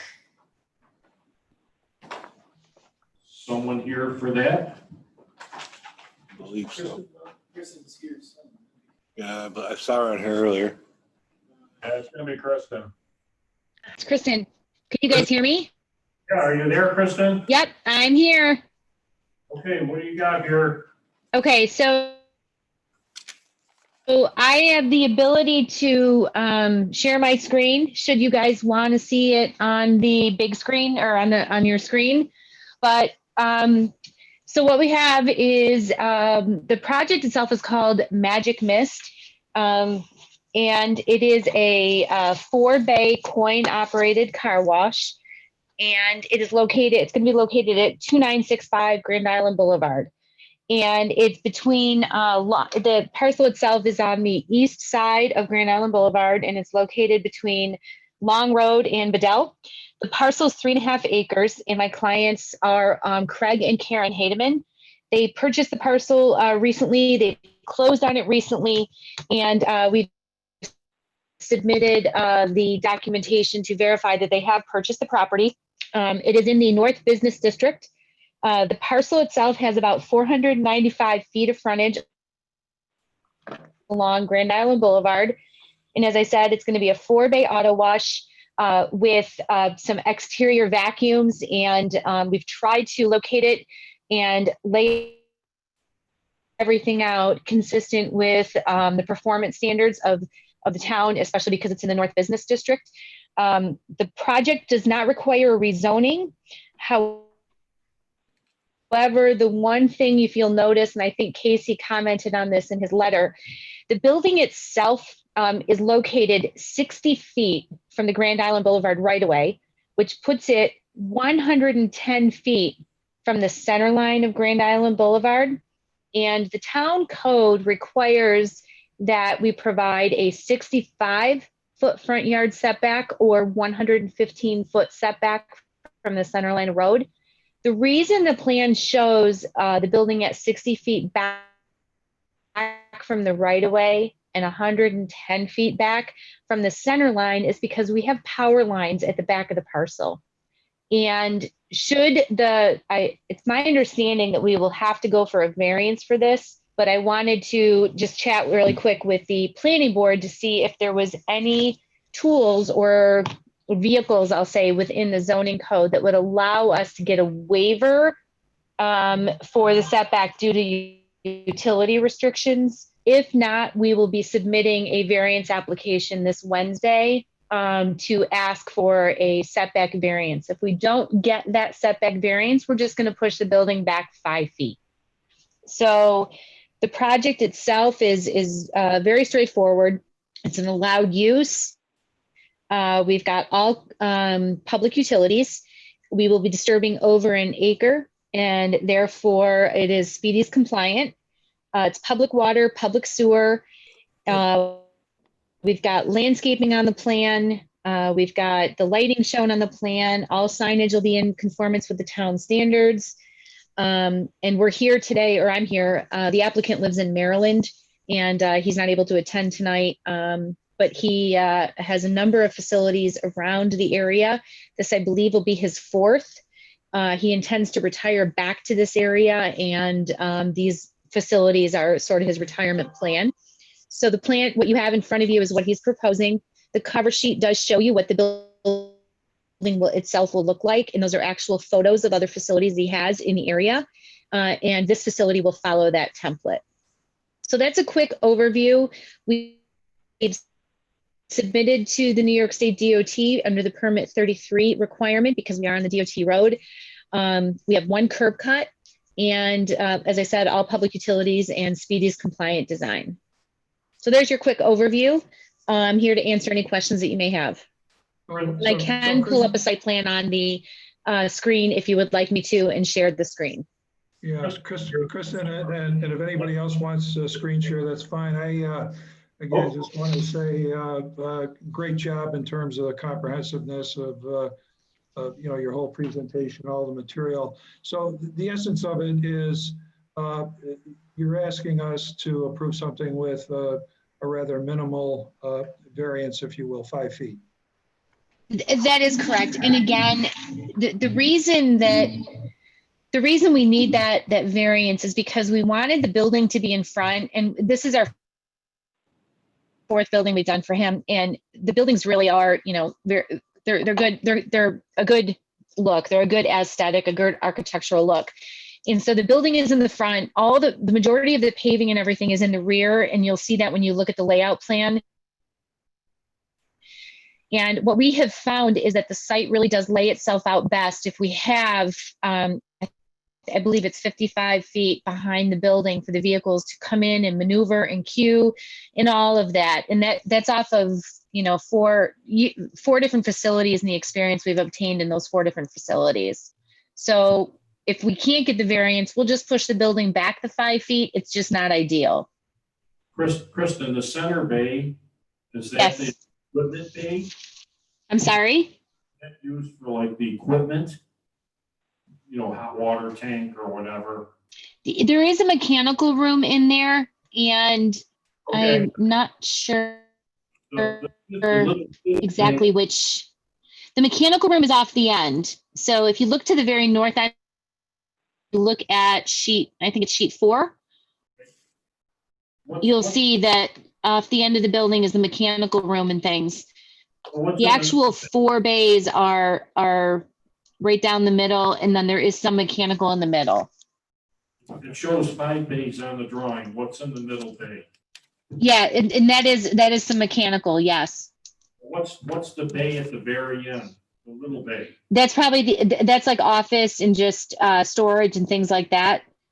And the reason I know that is because they have somebody, the owner's son lives up here, and he maintains all of these for them. So that is what they need to maintain the facility. So on another commercial site, you might have a pole barn or a storage shed or something to store everything, because they do all their own maintenance. That is where they would store all the stuff. Okay, so the variance, wouldn't that need to be, wouldn't that have to go through the ZBA? All right, you guys. That is correct. And the submittal deadline is this Wednesday. So our intent is to submit, I'm assuming we're going to need it, but I just wanted to run it by you before we actually made the application. Okay. All right, hang on, because Ron needs to chime in. Hang on. Are you guys there? As far as this project is basically located, as Kristen said, in the Northern Business District. As part of it being in the business district, it's subject to the design performance standards that are special for the town center business districts. And the planning board themselves can recommend to the town board to approve a smaller front yard setback in a town center business district, because the intent is that the business frontages would be closer to the actual street. So you guys can make recommendation for that without the need of this applicant applying for a building variance. It would come down to the town board having to approve your recommendation, though. Yeah, and I think. And that's why we came to you before applying to the ZBA, is because you do have the ability to approve it with, or recommend it with a smaller front yard setback. And I think Kristen's point is well taken in terms of the space they need at the back of the building, to reduce queuing and so on and so forth as people are entering to enter the car wash and what have you. So it makes sense. Any trees on the frontage, Kristen? Yeah, we have 4 new trees that we're showing. So again, if you look at sheet 4, you'll see them.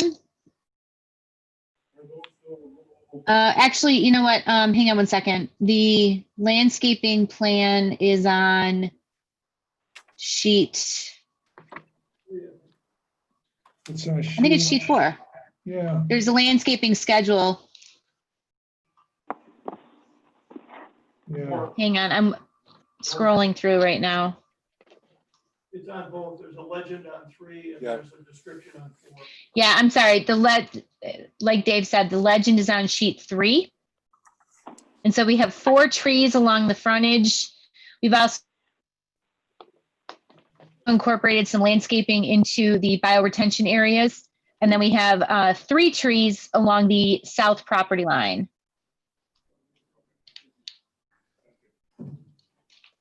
Okay, I have a question go ahead, Frank, what do you got? for Mr. Milks.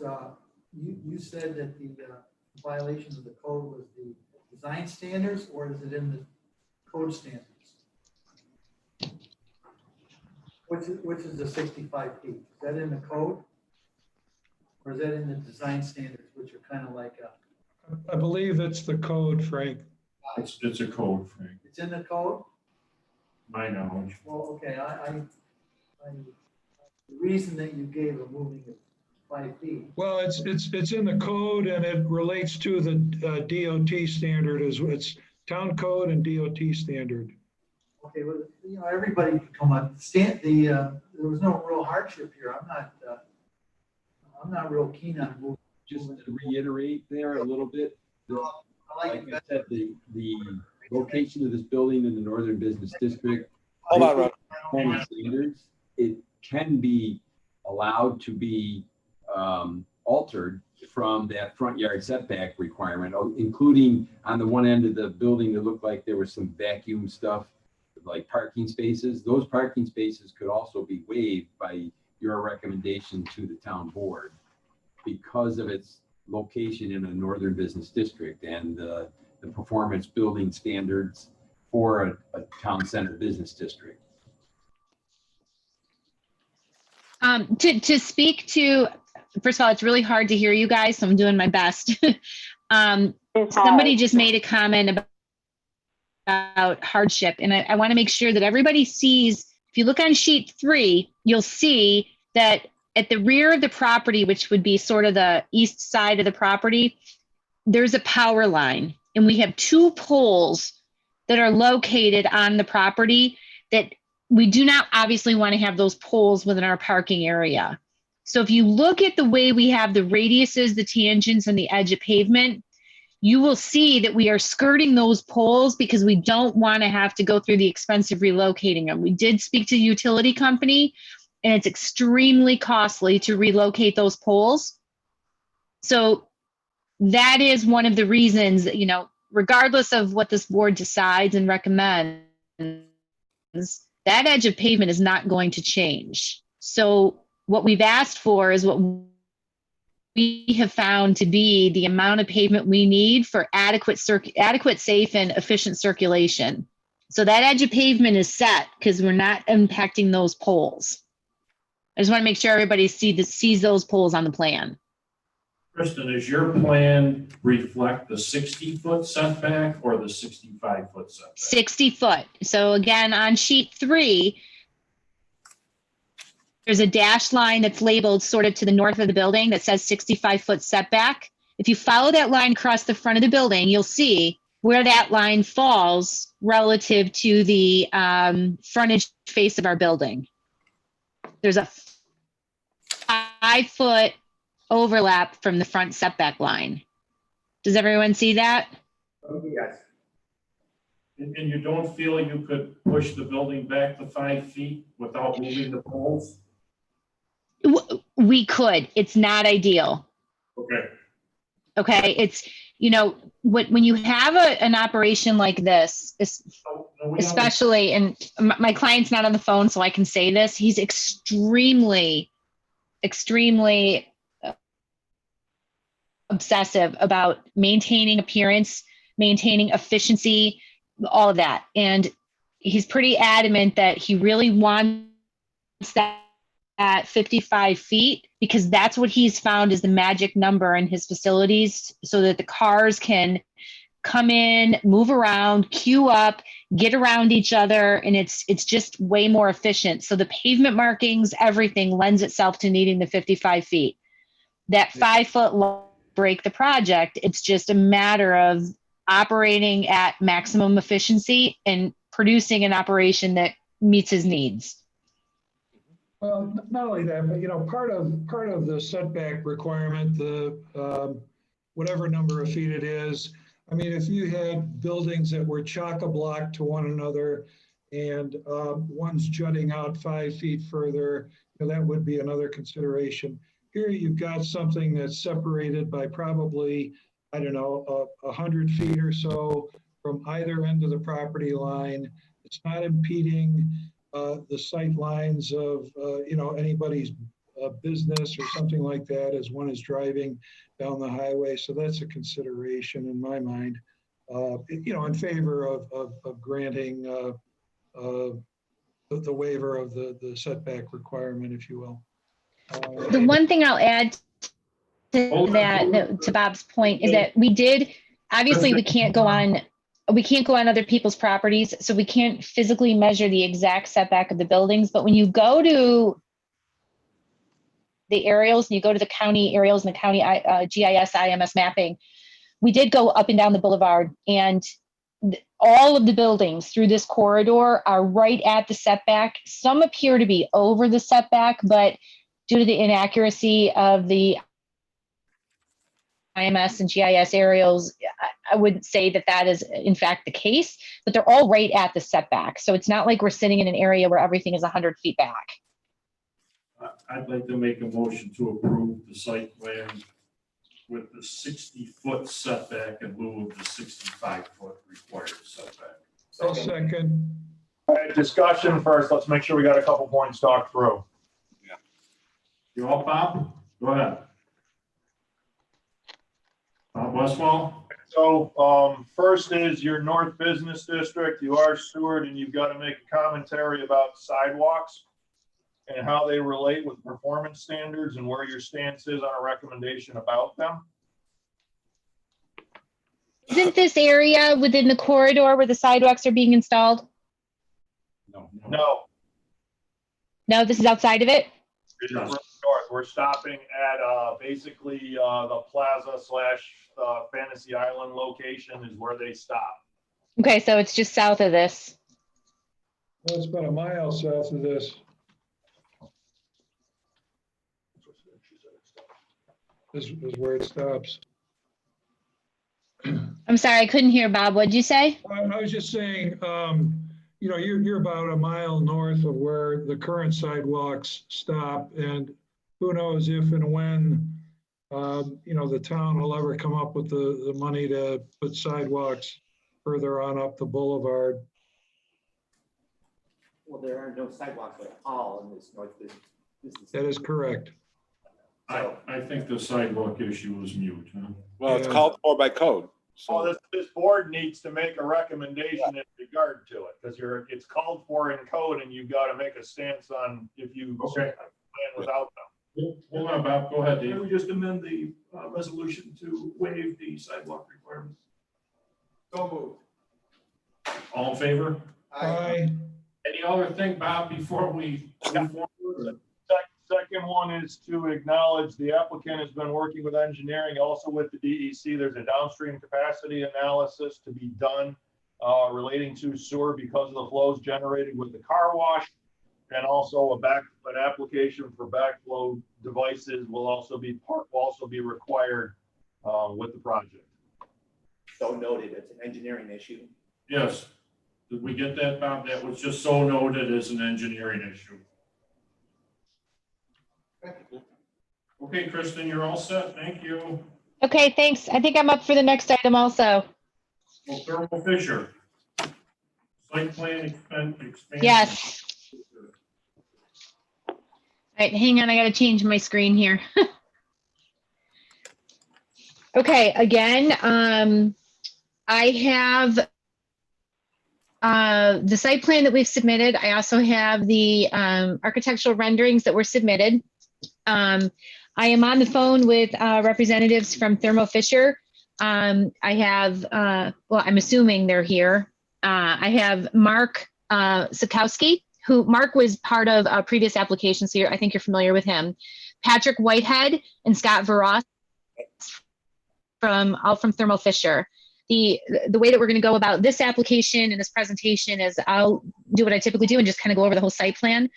But then any questions that you have on operations and things like that, this is a little more of a larger operation. So they're here to support the application package with any feedback and answers that in regard to operations. So with that, I'll jump right in and give you a go over on this. So Thermo Fisher, as you know, it's located on Staley Road. It's at 3175 Staley Road. Currently, the site is under construction for a site plan application that was submitted in 2017 for the construction of a new driveway. And that driveway is currently under construction. Since then, there's been a real momentum and a shift to push forward with some expansion, and there's been some operational changes to the facility. So we now find ourselves coming back with a site plan application to address those two additions, and that's what we're here for tonight.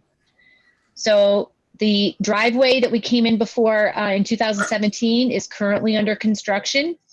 And we're here tonight to talk about two additions, and it's a separate application. It is the Northeast Edition, which we call the Liquid Core Edition, and the Southwest Edition. And the Southwest Edition is located in the vicinity of the loading docks. If you look at page 3, you will see the Southwest Edition is the bottom image. And the Southwest Edition is approximately 25,500 square feet. And again, if you look at page 3, you'll see the Southwest Edition is the shaded area.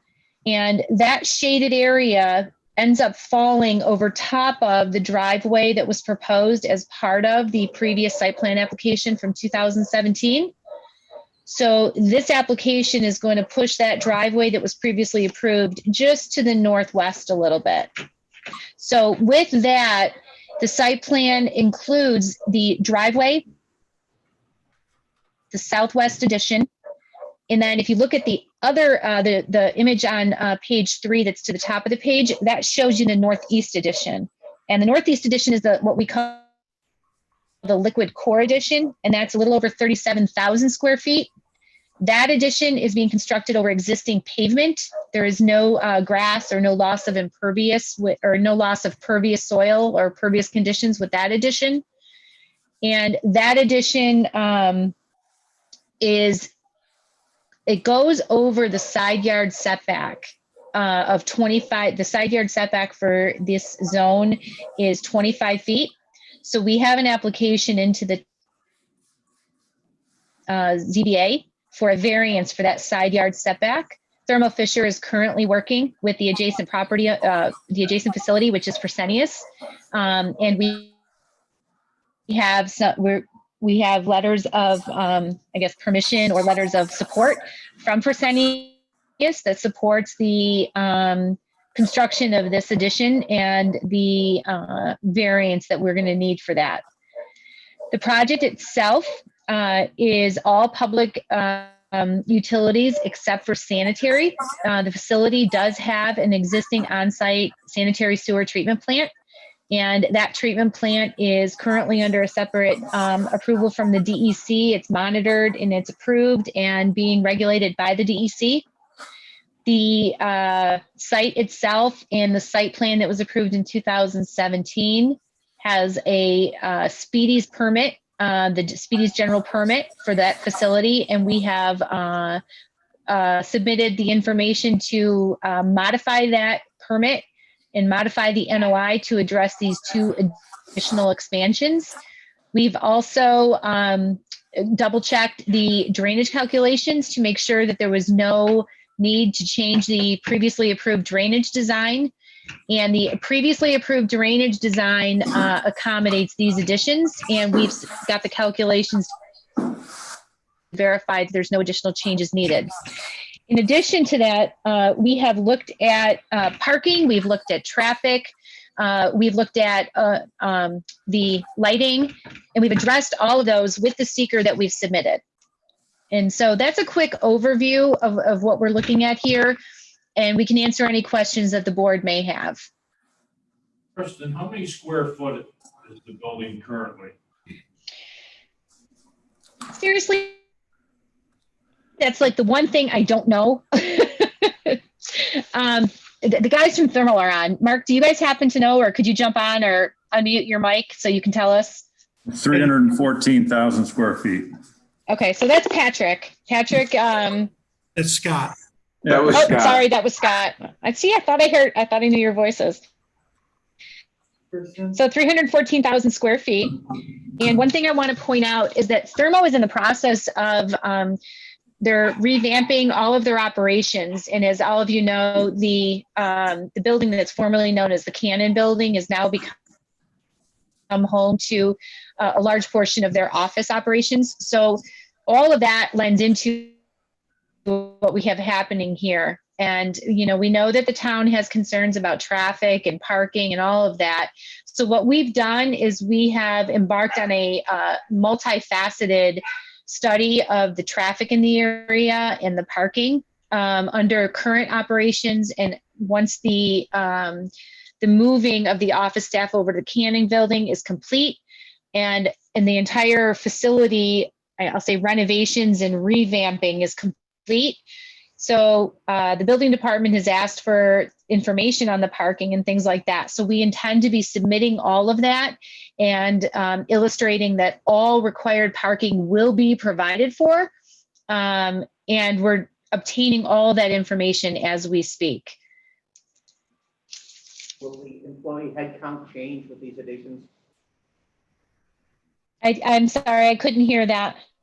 Will the employee headcount change with these additions?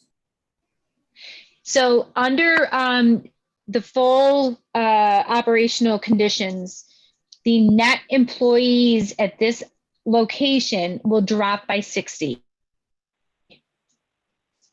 And that's because So there will be a large chunk of employees moving over to the Cannon facility, the new building over on Whitehaven. And then here you will see a drop of 60 employees at this time.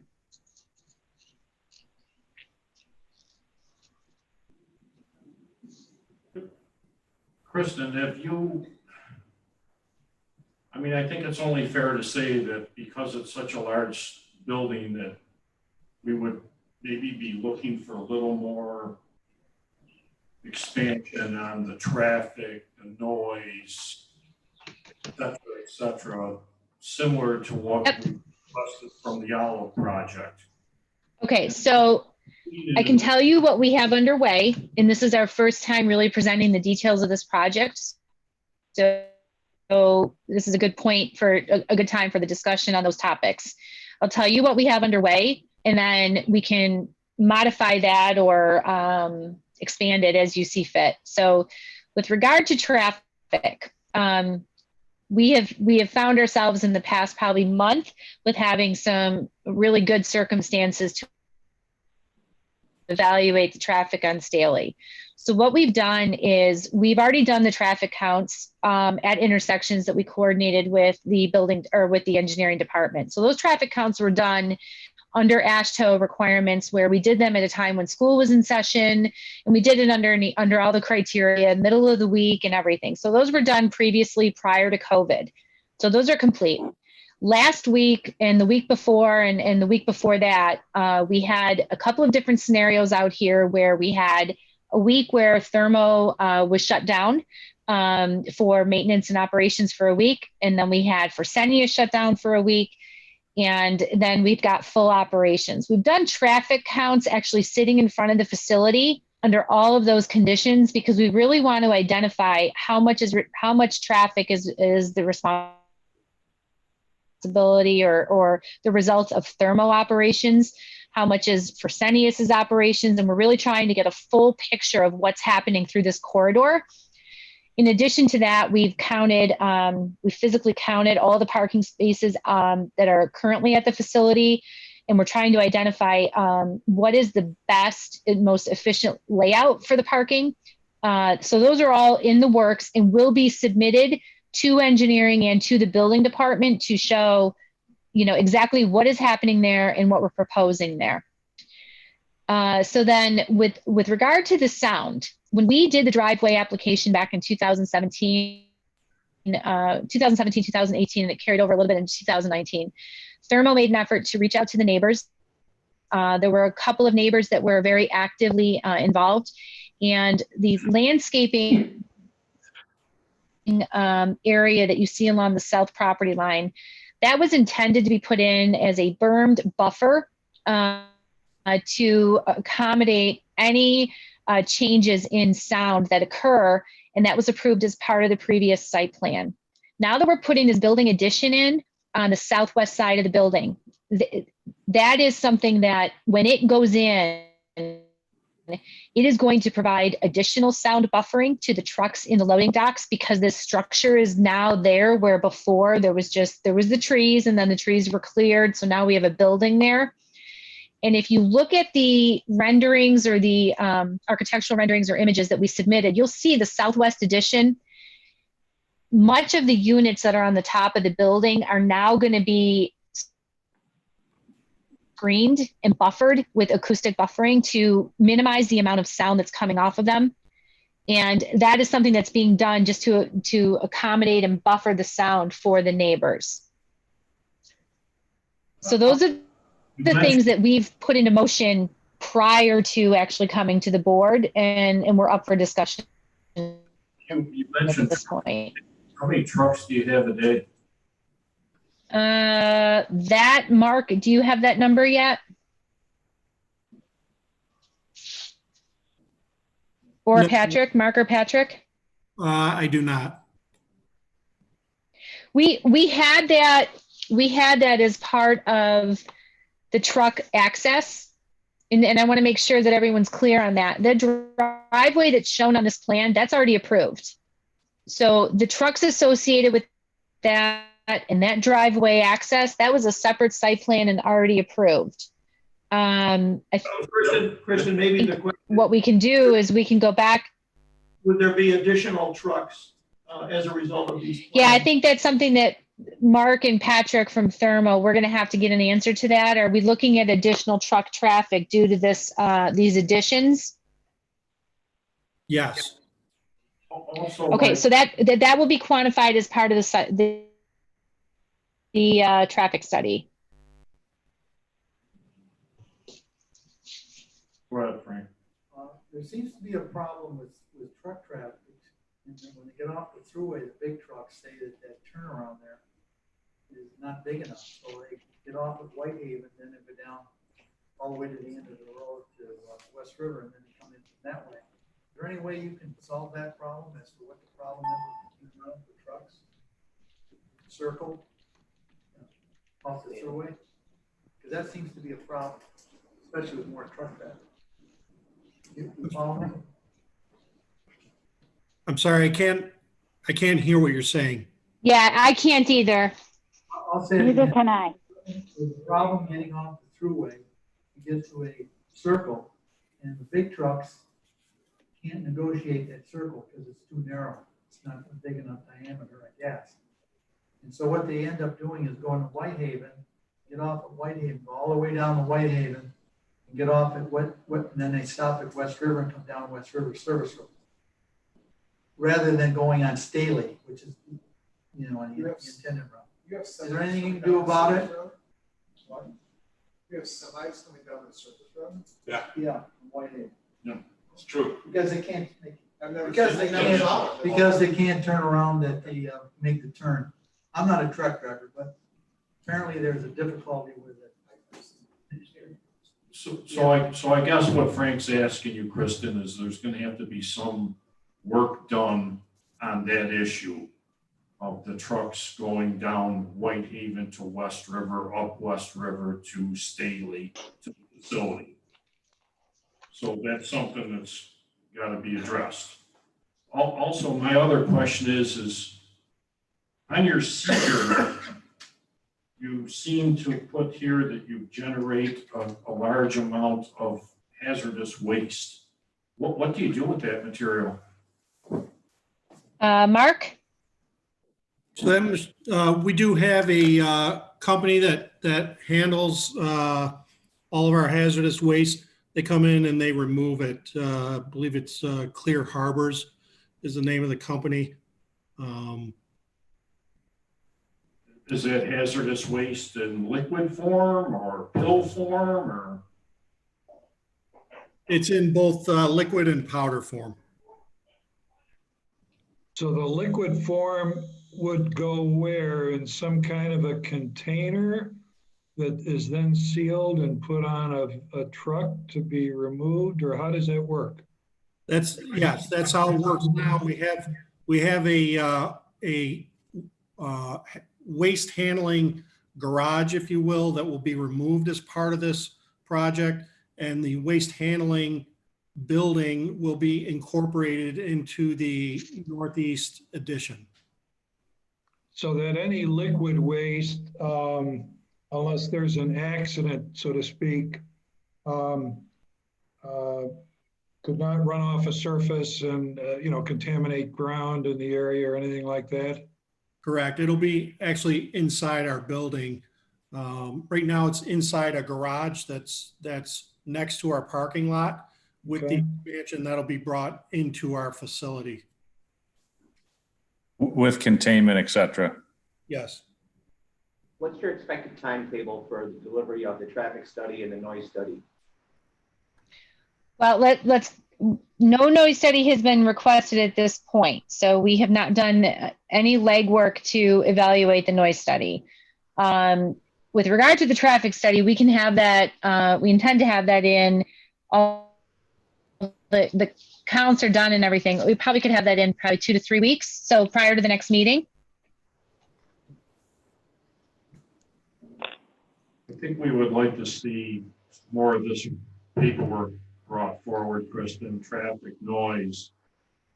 Obviously, I think. Yep. So can we talk about the noise and what it is that you want? With regard to the noise, Of the my traffic, understanding, and I guess I'm sorry. noise of traffic, noise of the facility, air conditioned units that you're going to be adding to this new 65,000 square feet. Very similar to what was all requested of Project Olive. So are you looking for for measurements of existing ambient noise and then projections of what the future condition would be? Yes. Okay. A lighting diagram in your A blueprint. photometric plan? I think you should have some type of information given to the town of the hazardous waste removal program. Is that stuff running down Staley Avenue? I don't know. That's why I'm asking the question. From a transport perspective, is it going down Staley? Yes. Okay, so what we can do is we can submit all this information as a kind of a supplemental to answer the board's questions. And There'll be some type of an environmental study done as well. okay, so what do you mean by that? What you're doing with your property there, this large building, an environmental study to. That's very broad. So the seeker form has all the different categories. And we've identified that we've already addressed a few of them. You've added in the lighting, the photometric, and you're looking for some hazardous waste plan, hazardous waste removal plan for that. And saying that you need an environmental study, what more do you want to have evaluated? Because that's a very broad term. Well, have you been to the CAB board yet? No, because if we can go, nobody has referred us to the CAB board. Well, I think this should be referred to CAB. And I think your environmental issues are going to spin off from them. Similar to Project Olive. I hate to be Okay. Project Olive all the time, but I didn't hear what you said. I hate to be referring to Project Olive all the time, but I think it's. Yeah, I want to be really careful here to separate the two projects because first of all, Thermo Fisher is up and operating and been here for a number of years. We are in an industrial zone. We are not doing or asking for anything that is outside of what is permitted within the zone. The only thing we're asking for that is outside of your zoning code is a variance for the side yard. And that is directly an impact to Fresenius, which we have spoken to them about and they're on board with. This is, in our opinion, very different than what the Project Olive is. And I want to be very careful to not relate that to that. We are not coming in and taking from scratch land and virgin land and proposing this operation in this facility. Thermo Fisher is not proposing to change the use of their property in any way, shape, or form. Everything we're proposing is consistent with the zoning. Now, I get the parking, the sound, the lighting, things like that. But when it comes to environmental aspects, stormwater is covered by Speedies.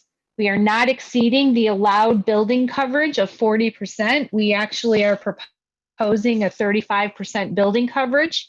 We have met with the neighbors, and we are working with the neighbors to provide them buffers. And it's actually been a very good communication with the neighbors to the west. So I want to be very careful that just because it's being required of Project Olive, I don't want to have it required of Thermo. They're two extremely different projects and two extremely different situations. So if you're looking for an environmental study, we can go to CAB, but what does the Grand Island Planning Board need to see so that we can get it done before the next meeting?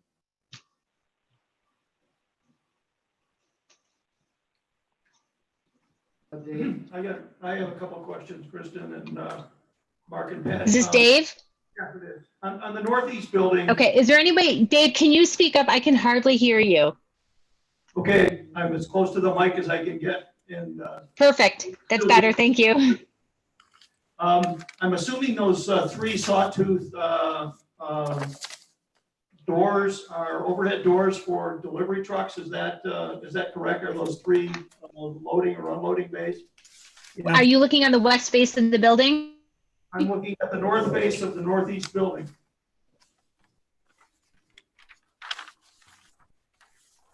What are those? Oh, yes, those are those three sawtooth. On the north face of the building of the northeast addition. Yes. Is that what you're referring to? Yes. What are those? Yeah.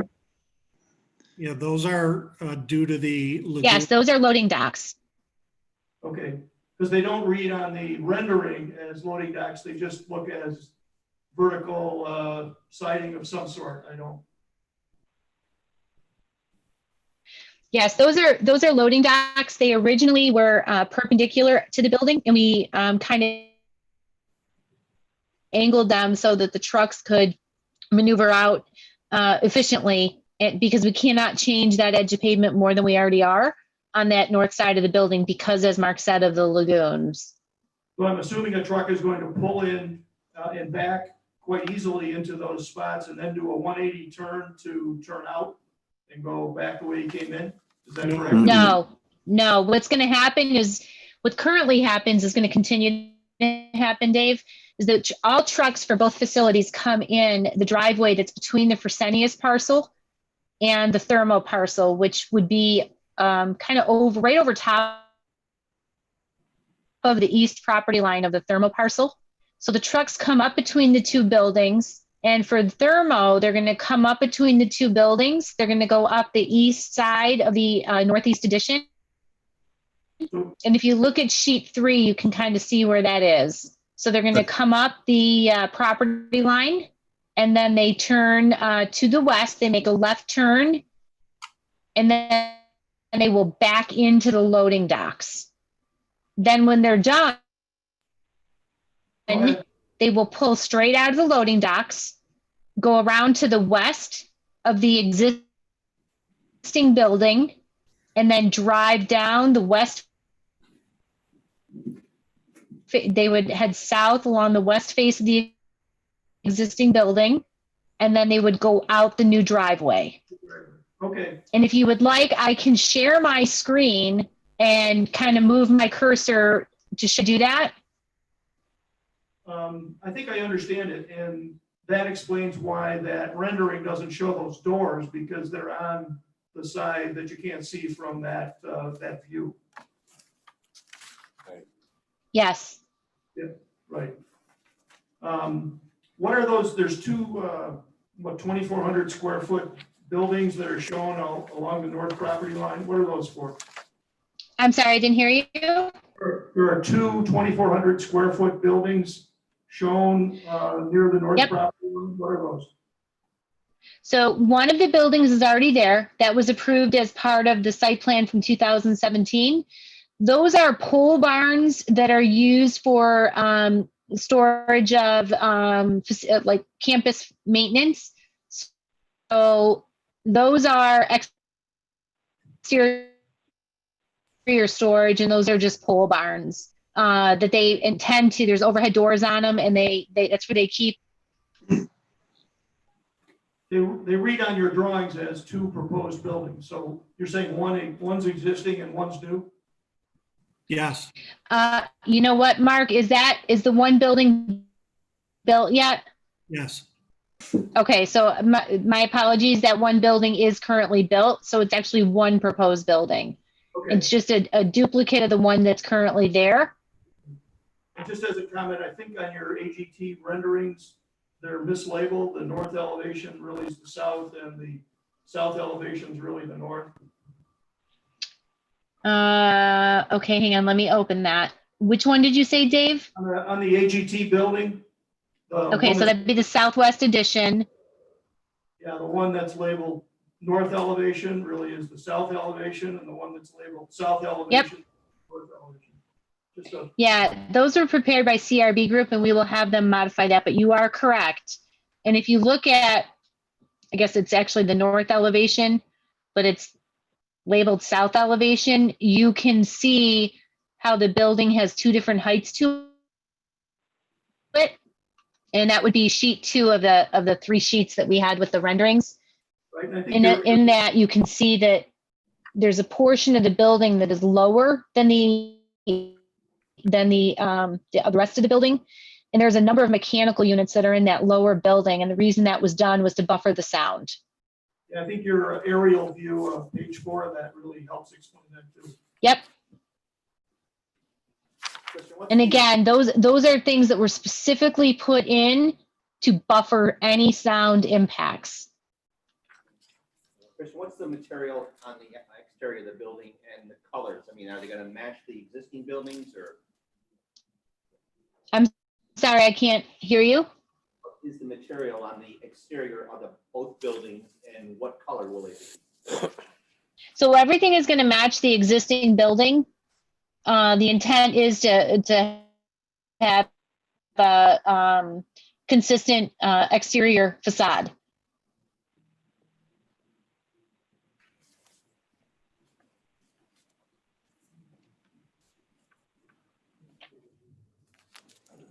Any other questions from anyone?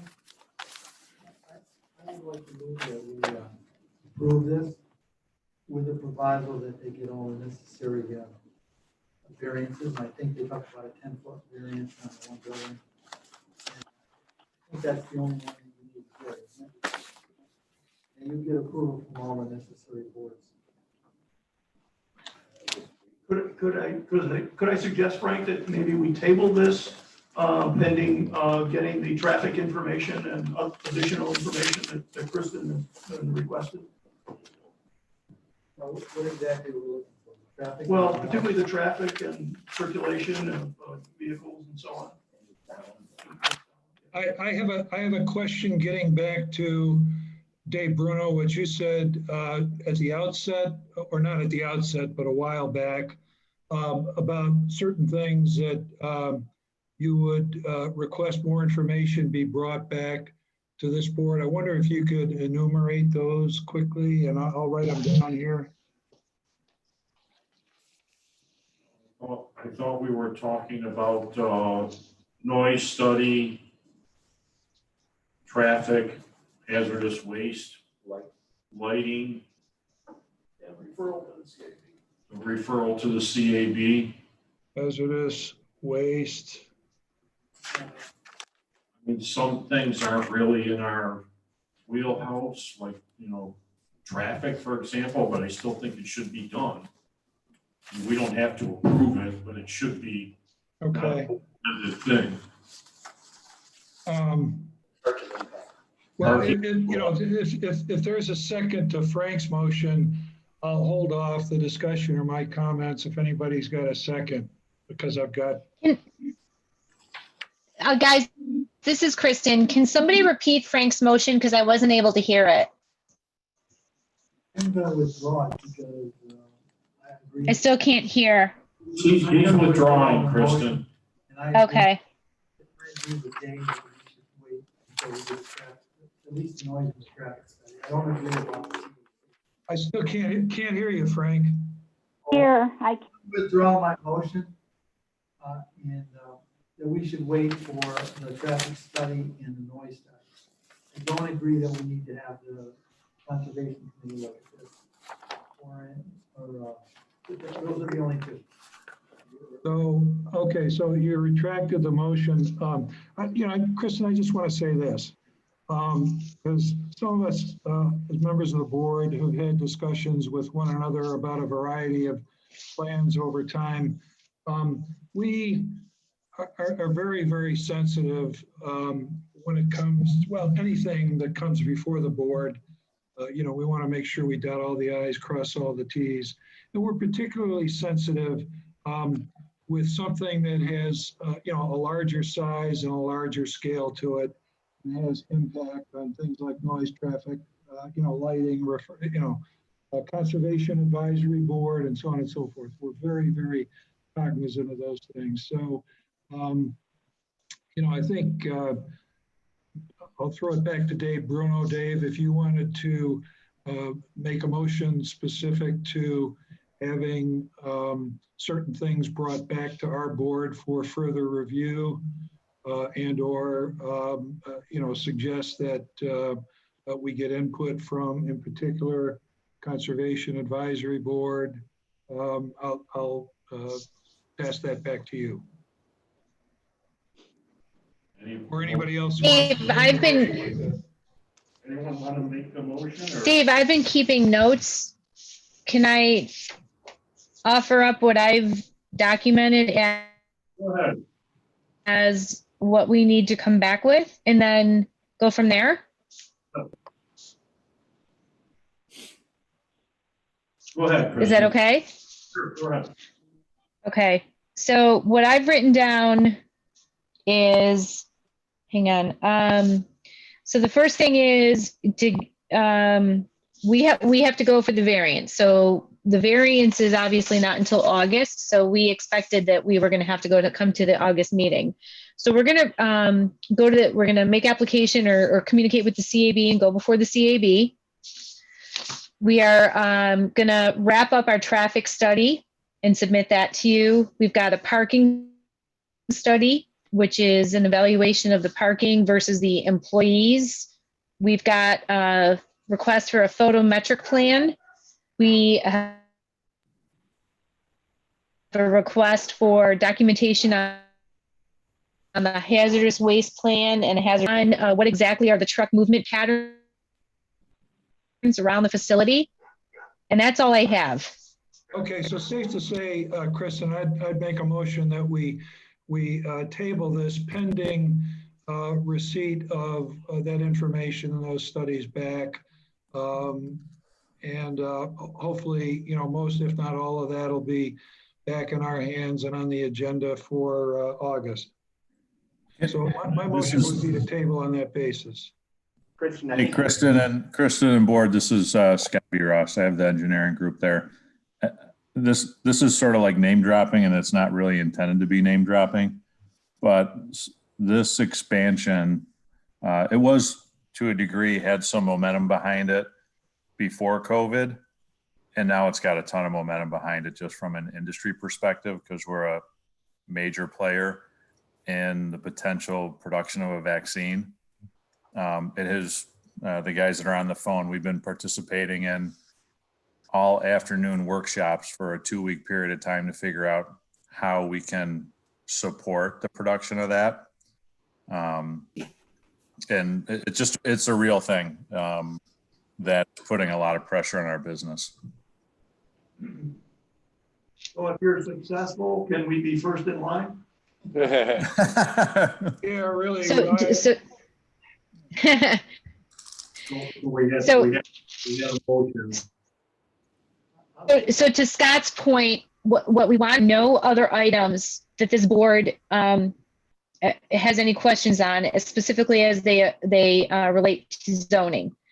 Because our intent would be to answer all of these questions and come back to the next meeting and move this forward as quickly as we can in response to the COVID vaccine and some of the other pushes that are coming related to COVID. It's a very real thing, and we've been. Chris, I don't know that we want to relate our motion, or put in the body of the motion anything relative to COVID, because obviously these plans have been in place for a while, at least the thought process, and obviously came to us in concrete form this month. So, I think a lot of this expansion and production planning and so forth has probably been in motion corporately speaking for a while. And, perhaps the Grand Island facility is an integral part of that, whether it's the main piece of it within your organization, I don't think is necessarily material to, our getting the information we need to protect our town. Wait, you made a motion, and Norm, did you want to? Yes, I think that's germane, the noise of the building and of the traffic. Bob, can we add that to your motion? Certainly. I think My motion is essentially to table it pending receipt. If anybody wants to, add anything to that list. Things that were talked about, plus we added a noise study. and I believe I Second. seconded. Frank seconded. I just wanted on the second piece of information in the traffic study. I'd like you to look at that circle when you do the traffic study for the trucks.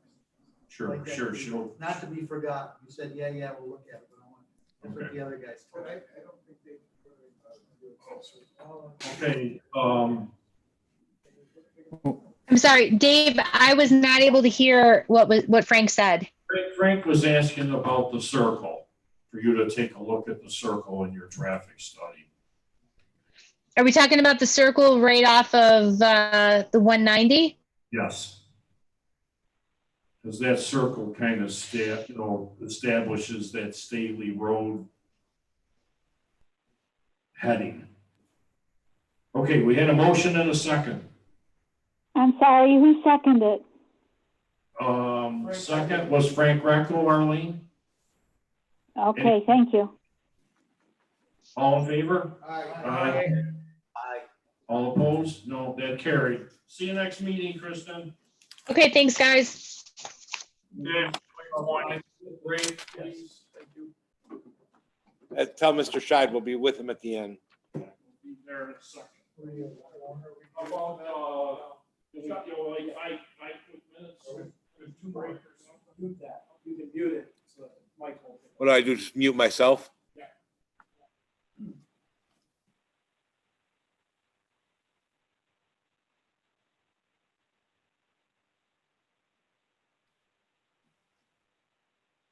What the heck happened?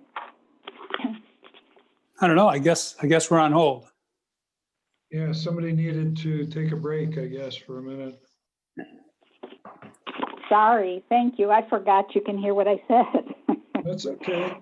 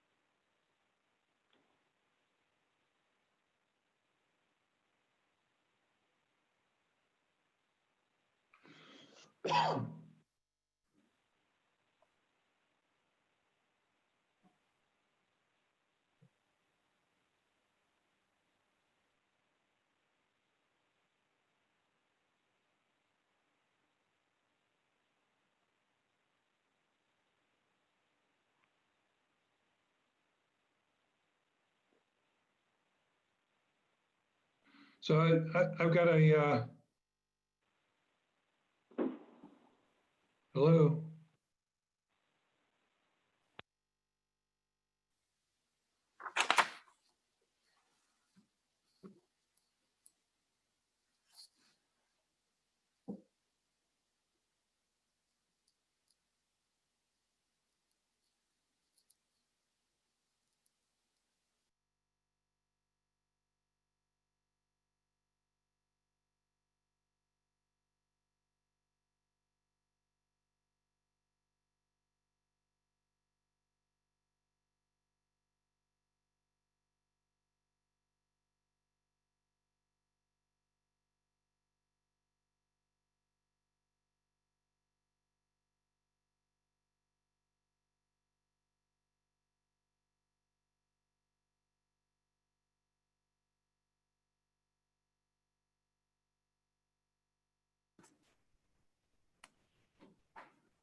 Okay. Loud and hands were flying everywhere. I'm only asking. I don't know, just see if they're muted. Speak. See, Hello. Doug, Jeff Palumbo, you guys there? We're here. Okay, we're gonna move forward here, everyone. Bob Starzinski, you there? Bob Starzinski? Is he muted? That's what I'm trying to figure out. He's muted. Somebody muted me. I unmuted. Can you guys hear me? Yeah, we can hear you. All right. Arlene? Arlene, are you there? Arlene? Might be the same thing. She might not realize she's muted. She can't unmute. She's on the phone. You got it? Oh, I'm sorry. Okay. Okay, I'm unmuted now, they said. Okay. Okay, thank you. All right, we're moving on to our next thing. It's the South Point PDD. Someone here on that? Yep, this is Doug Scheid. Can you hear me okay? Yes, sir. How you doing tonight? With me, at least virtually, is Jeff Palumbo from Barclay Damon. Hello, everybody. Hello. Hello. And we may have Harold Schertz and or Jordan Williams. No, that sounds like it's just Jeff and I. So good evening. How's everybody doing? So I guess we were referred back to you because we had a small change to the concept plan. Just to refresh your memory, it was the July 8th, 2013 meeting of the planning board where the planning board approved this concept plan that I'm showing. Can you guys see the screen or no? Yes. Yeah. Thank you. Perfect. Perfect. So this was the plan that was submitted to you and approved and sent back to the town board for them to approve the concept plan and to redefine the sanitary sewer.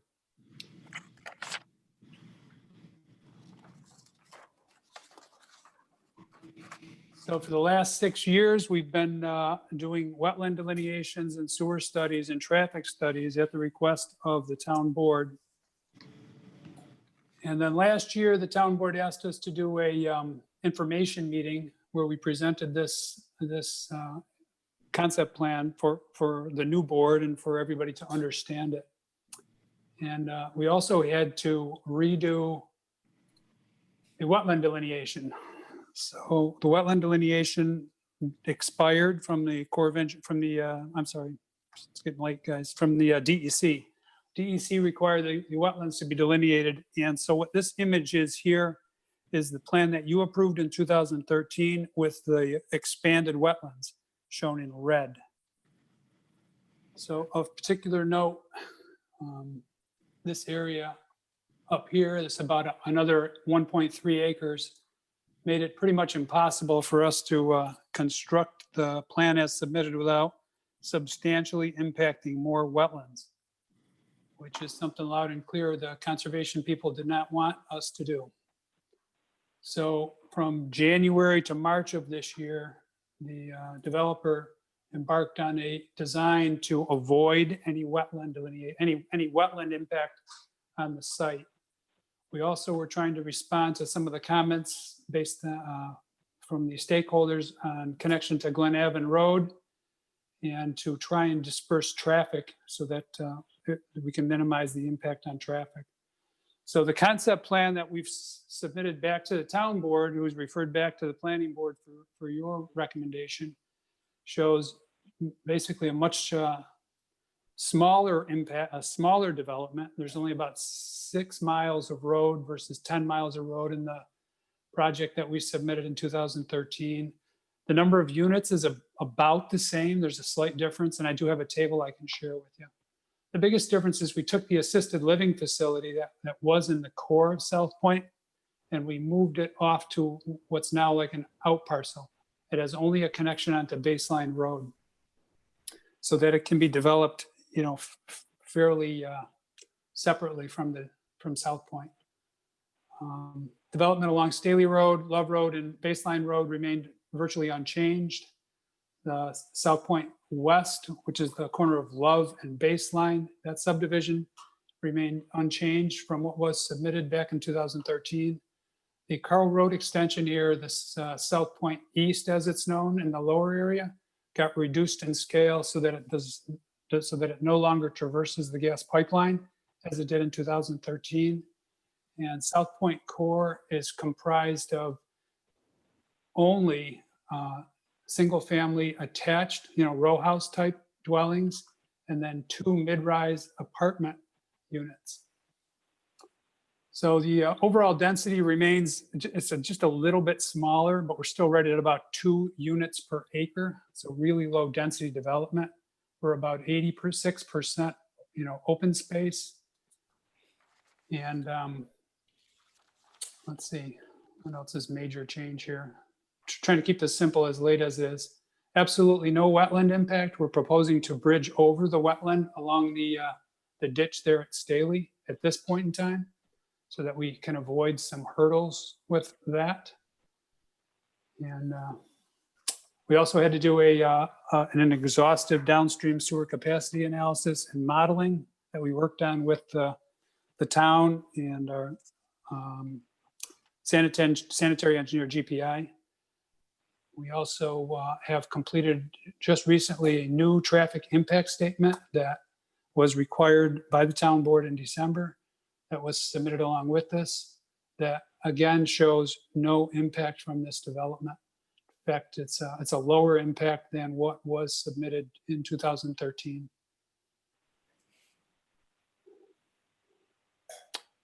That's really a summary. I have a chart here I can show you that might be useful. Scroll down here. Could I just ask you to clarify the green space? Sure. What did you say it was? So this chart will help here. It's called open space. Okay.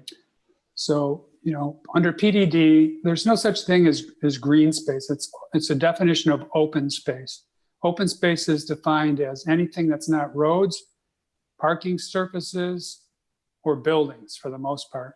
So parking areas, vehicle access facilities, and buildings are considered, you know, built space, and everything else is open. So Right? what was the percentage of the open space? We're at 87% open. The code requirement is 25 minimum, so we exceed that by about 3 times. Okay, it is a little more than the 1997 master plan. The original master plan was very compact, didn't have very many roads at all, and also wasn't very much in compliance with the surrounding neighborhood. It was just really a unique development that doesn't fit. We took all of the commercial development out of this site. So the last site plan we had with you, we had 30,000 square feet of commercial, and we also had a skilled nursing facility at about another 30,000 square feet. So we reduced the commercial development proposed to 0, which we feel, was really more in keeping with the town center master plan and the need to really develop this as a, aging population development.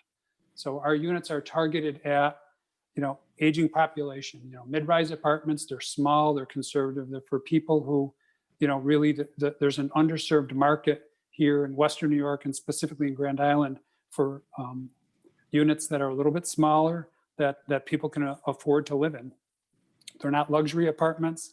They're not designed for families. They're designed for 50, 55, 60, 65 and older when you get to the assisted living.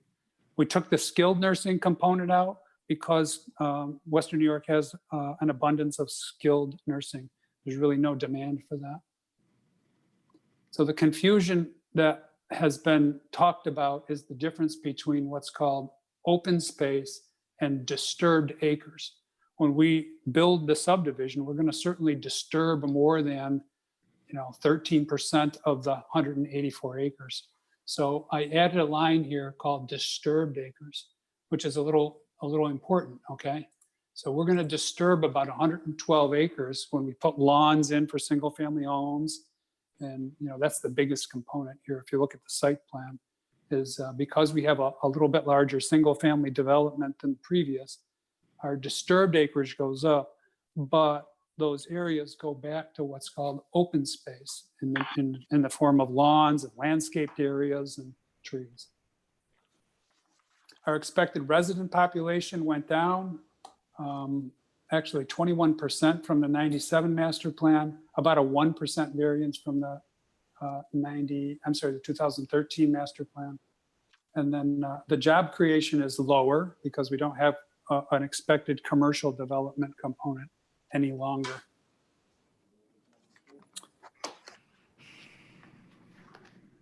So that is the site plan in a condensed version. And from there, I'd like to open it up to questions. I can't see whether my voice is activated. Can anybody hear me? Yeah, Bob, we can hear you. Okay. Yeah, Doug, just to, kind of reflect historically a little bit, you are correct in terms of the 2013 approval by this board. Obviously, this plan is markedly different than that. And for the benefit of those members of the board who are in attendance tonight, there were 4 of us on the board at the time. Out of 7 members, by the way, we had 4 present. Frank Sterniolo, who was the chairman at the time, Julia Ferrantino, Frank Greco, and myself. And 3 others were not present, who, by the way, are current members of the board, Jane Tushir, Sandy Lair, and Tim Worrell. So just to, kind of put a perspective on composition of the board. So it was approved by a 4-0 vote at the time. And as I recall, one of the things that appealed to us at the time, given the island population and where we were going with development and commercial nodes or clusters or whatever, an appeal was the whatever the number of square footage was at the time that was devoted to commercial, which would have been perhaps a little bit of retail, office space, medical related type office space and so forth. So that plan was markedly different from this. The other was that, what one might refer to as a mid-rise here on Grand Island is a high-rise. So we were talking about a couple of buildings, or at least one building that was 4-6 stories in height. And I don't recall, our discussion about whether we liked 4 better than 6 or whatever the case might be. But, a marked difference between that and this particular plan is that there are 2 6-story buildings. So I'll just throw that out there.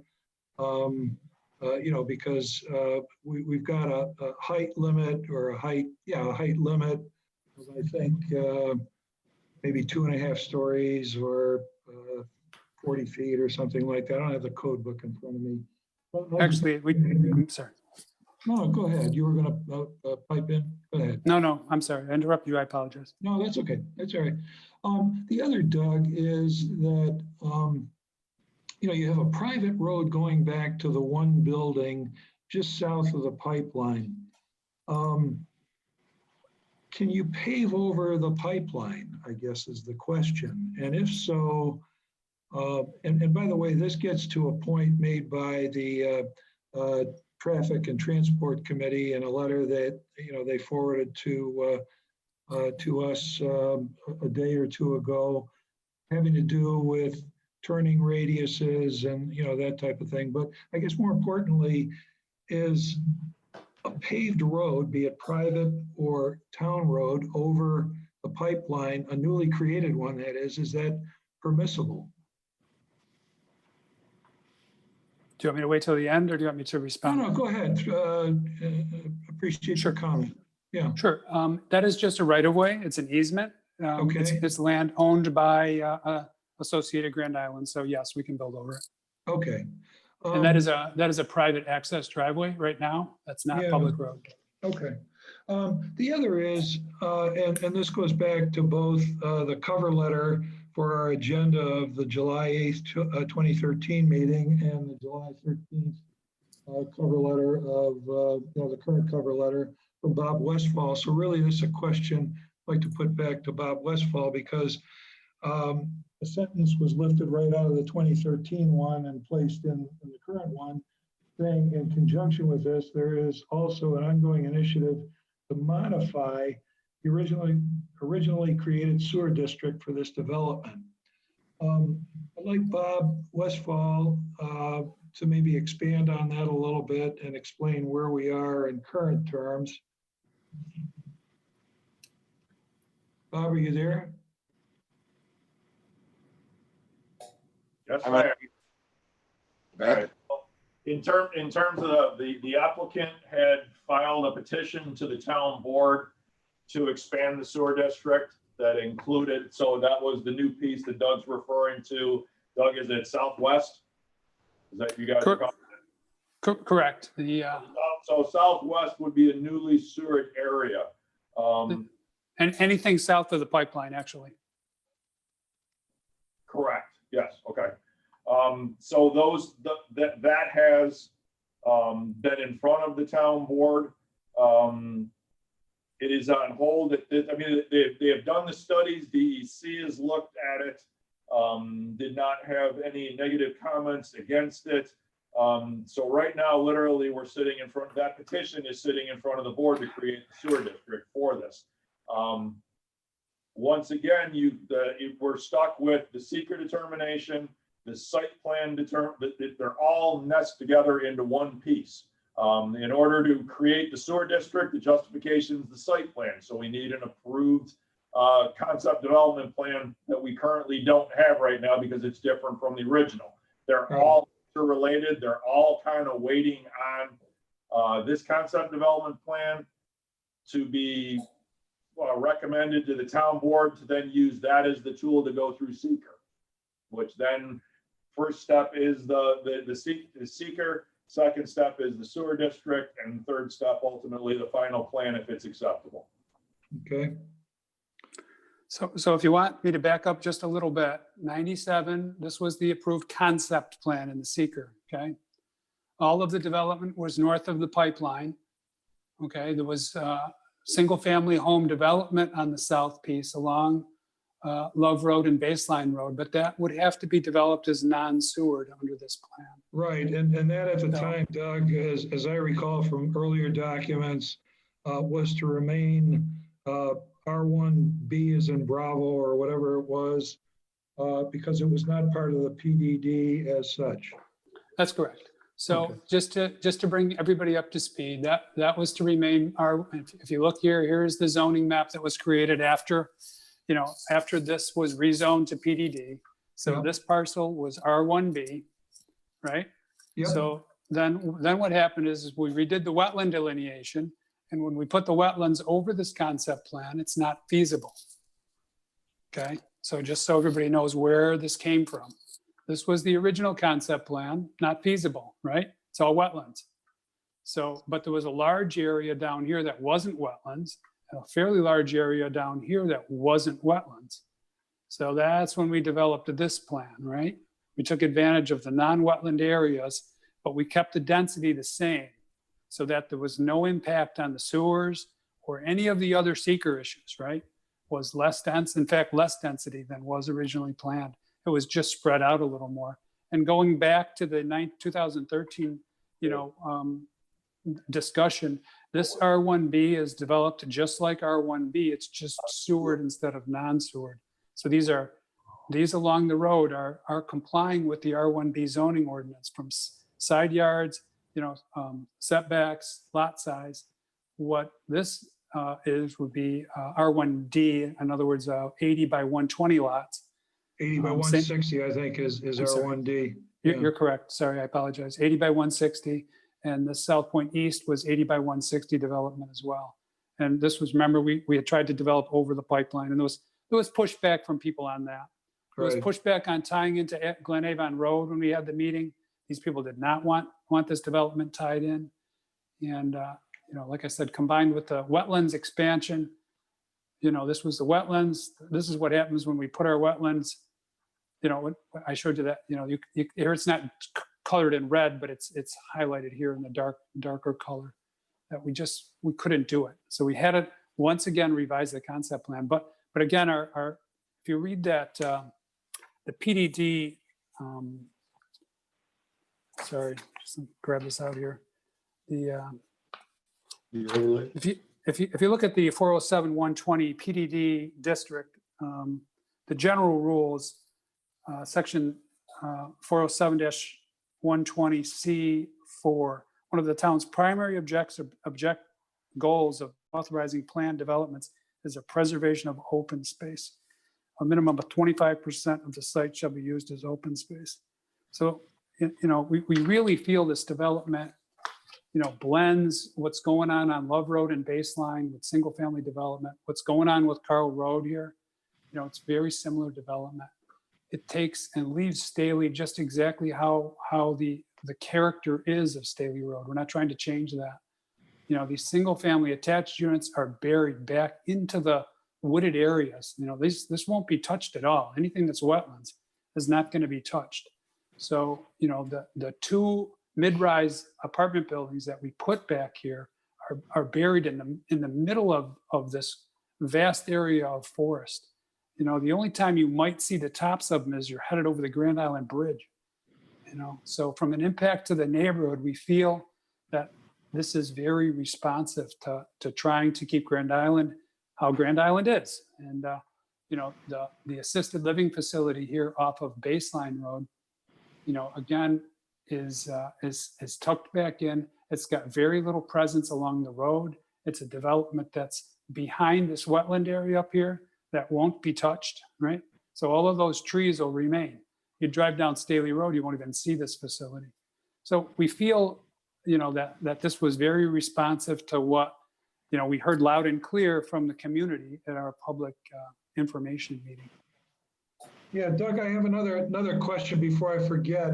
Sure. And this really would have to do with specifics of, a formal site plan as opposed to this, which at this point is a concept plan.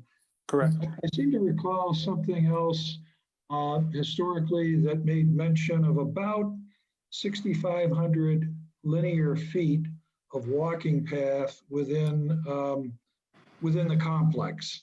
And I've been fishing for, mapping and documents to try to find that, but I do recall something along those lines or that dimension. Is that shown anywhere on here? And are there internal walking paths?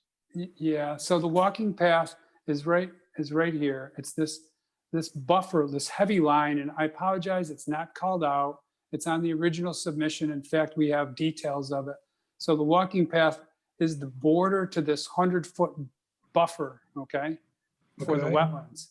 And so it ties in from Baseline Road, goes goes and wraps around all the wetlands. You know, it's quite a long path.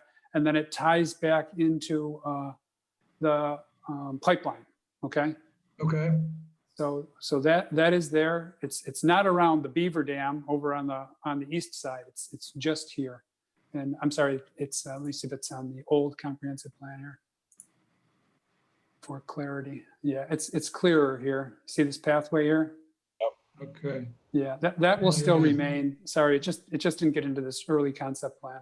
But that'll absolutely be included. Okay, those are my questions. I have a question. The townhomes, are they 4-unit townhomes? Yeah, they're 4 and 2. We have 4-unit buildings and 2-unit buildings planned. And the 6-story high rises, were they on your original plan or? No. Those are added on? No, we had apartment buildings, but they were lower rise apartment buildings and there was more of them. It was more units. They were down here. They were clustered down in here.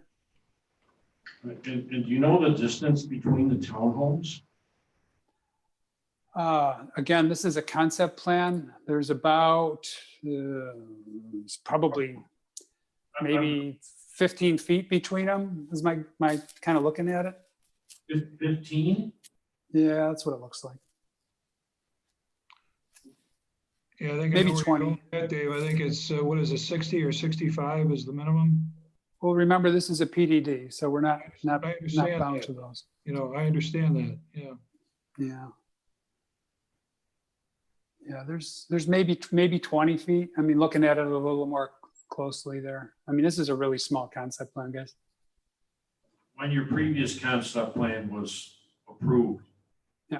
Far apart were the townhomes?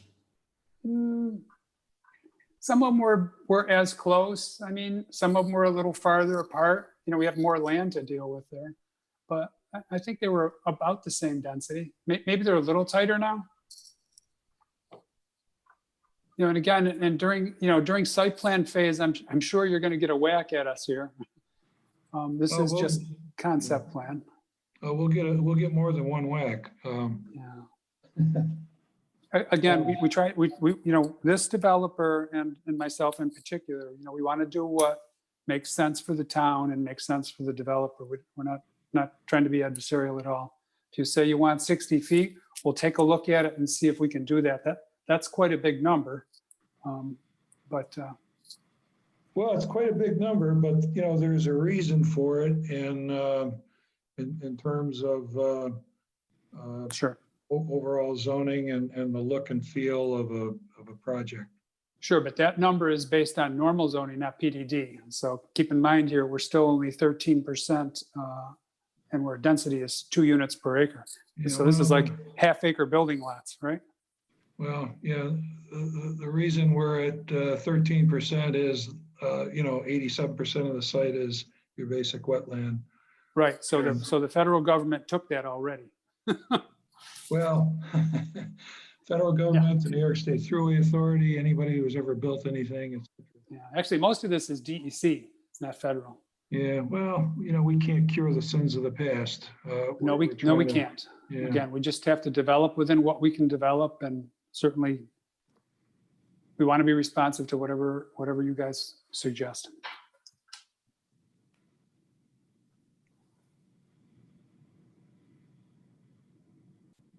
I didn't get copied on the traffic safety letter. Hopefully someone will send that to us. Yeah, as I recall, there were 3 or 4 points. I did not print it out on my home printer here, but it had to do with, you know, number of residences and the fact that there was only one way in, one way out for the northern half of this, absent the out parcel, you know, the western northwest corner there, the out parcel, which has its own ingress, egress, not connected to the rest of this. So that was one of them. They were questioning the turning radii for bigger vehicles like, you know, fire engines and so forth. They were questioning whether there was the potential for school children to be part of this population. And I think there certainly is. So buses coming back there and that type of thing, school buses. So those were, I think. they're Yeah, managed- all the roads, I think we have traffic safety tomorrow night, so I'm sure we'll be answering all those questions there. And again, this is not site plan approval, this is really just concept plan. Once you guys say yay or nay, it's gonna go to the town board, and the town board, without the sewer expansion, we can't do anything, okay? We're stuck. So we really need this, concept plan to get either approved or disapproved at your discretion, of course. And then the town board to move forward on it. But, we can't just keep going in circles, we hope. So we appreciate your taking a look at it. I know you haven't seen it in, 7 or 8, I guess it's 7 years now, right? Yeah. Right. We've been active for 7 years, but we haven't really gotten out of the starting gate here. Yeah, understood. So Doug, since the site plan is, the PDD is really this drawing, how do we identify it?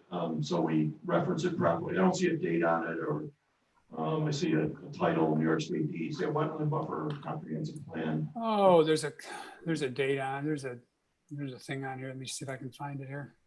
But you probably If you, a bigger drawing than I do. yeah, you can reference, boy, there's not even a date on there. You know what? Let's do this. Perhaps we could reference the letter that was sent to the town. If you want a drawing. Is that the transmittal memo from you dated April 30th, 2020? Yes, sir. And the drawing number here is C02.00. And actually the title on it is 2020-05-07 comprehensive plan. Are we discussing any of this? Any distances at this time, setbacks, or the 6-story buildings? Or are we just looking to approve? So anything's on the table. All of the subdivisions, the two subdivisions, okay, I'm going to call them that. The South Point West, South Point East are comply with existing zoning for R1D and for R1D and R1B, just so it's out there. Not that we have to, because it's PDD, but we felt it was important, since that's the type of housing that we were proposing, that it comply with the zoning ordinance. Proper setbacks, front yard, side yard, building area are all compliant with the current Town of Grand Island zoning code. The assisted living facility is a separate commercial development within the PDD, separate access. The single family housing along Staley Road is in compliance with that, even though it's in the PDD. It's 80 by 120 lots up there as well. Okay, and 80 by 160. Sorry, 80 by 160. Some of them are a little wider because we have some federal wetland issues up here. They're a little bit strange. We had to make them a little bigger, so we didn't have to get a fill permit for those. What about the distances between the townhomes? Again, the distance between the townhomes right now shows 20 feet. We're not required to maintain the 60 feet in the normal zoning ordinance because we're in the PDD. So it's up to the discretion of the planning board. So when we come back to you, if this concept, again, we're just talking about single family detached homes. If, we're limited on how much area we have, we can't make any more road than this. So if you say you want 60 feet, it's going to reduce the density. Okay. And that would be something that the developer would have to look at and see if it makes sense. Again, this is public road, so we have to build it to the public improvement permit requirements of Town of Grand Island. And that would go for turning radiuses for fire trucks and school buses. The way we designed this, it is a single end. Okay, it does have a loop, so no T turnarounds or anything for school buses. We could put an emergency access through this mid-rise development here if the fire department decided they wanted a separate emergency entrance into the development. From what I've been told from some of the chiefs anyways, is if there's an accident and there's a car blocking this townhouse and they need to get back here, they're driving over the lawn. Don't worry about it. But that's anecdotal, right? Well, they're driving over the lawn in July. How about January and February? Well, I'm just telling you anecdotally what one of the chiefs said to me. Yeah. But, you know, we certainly have the ability to tie in an emergency road to this development without really too much trouble. We didn't show it because we didn't want, you know, the Glen Avon people to say, oh, you're bringing the traffic through ours. We didn't want to show that, you know, but it could certainly be incorporated. Doug, it's Bob Westfall. Staley Road, your lot's running on Staley. That whole stretch is on septic, correct? And have you accommodated lot sizes that mimic our lots that are done when they're on septic? On Staley, Bob? Sorry? Correct, Staley Road. No. Yeah, no, they would convert and we would take them into the sewer district here. That I believe was within the PDD. Let me just double check it. Yeah, the PDD extends all the way up to Staley Road, and that is in the sewer district, those lots technically. Gotcha.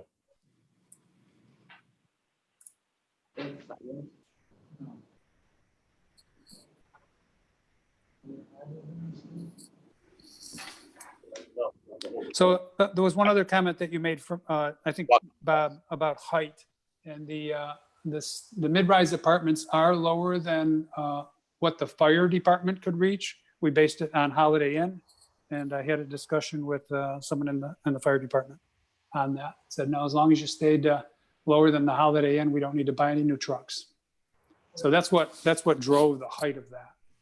And certainly, during site plan review, the planning board could say, we don't want to see 6 stories. We want to limit it to, 5 stories. And the story for this type of housing is probably in the 12-foot max range. It could be down to 10 foot. So, you're talking a 60 to 70 foot high building. With a gable style or a flat roof with parapets? What are we talking about? I'm sure it would be a flat roof, not designed yet at all. Again, we really at the concept level, we took a look at what was on Grand Island and we didn't want to go any higher than what was already existing. And so we used the Holiday Inn as a basis of design there. Are you proposing sidewalks along all the drive? I'm sorry, sidewalks where? Along all the roadways? Yeah, on the public roadways, we have sidewalks everywhere.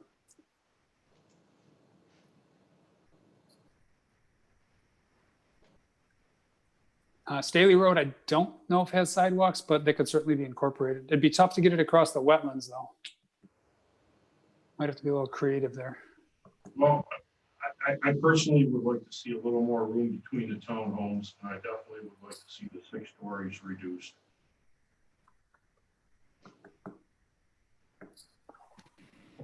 Understood. Yeah, I mean, what we have here is really a caricature drawing when it comes to that.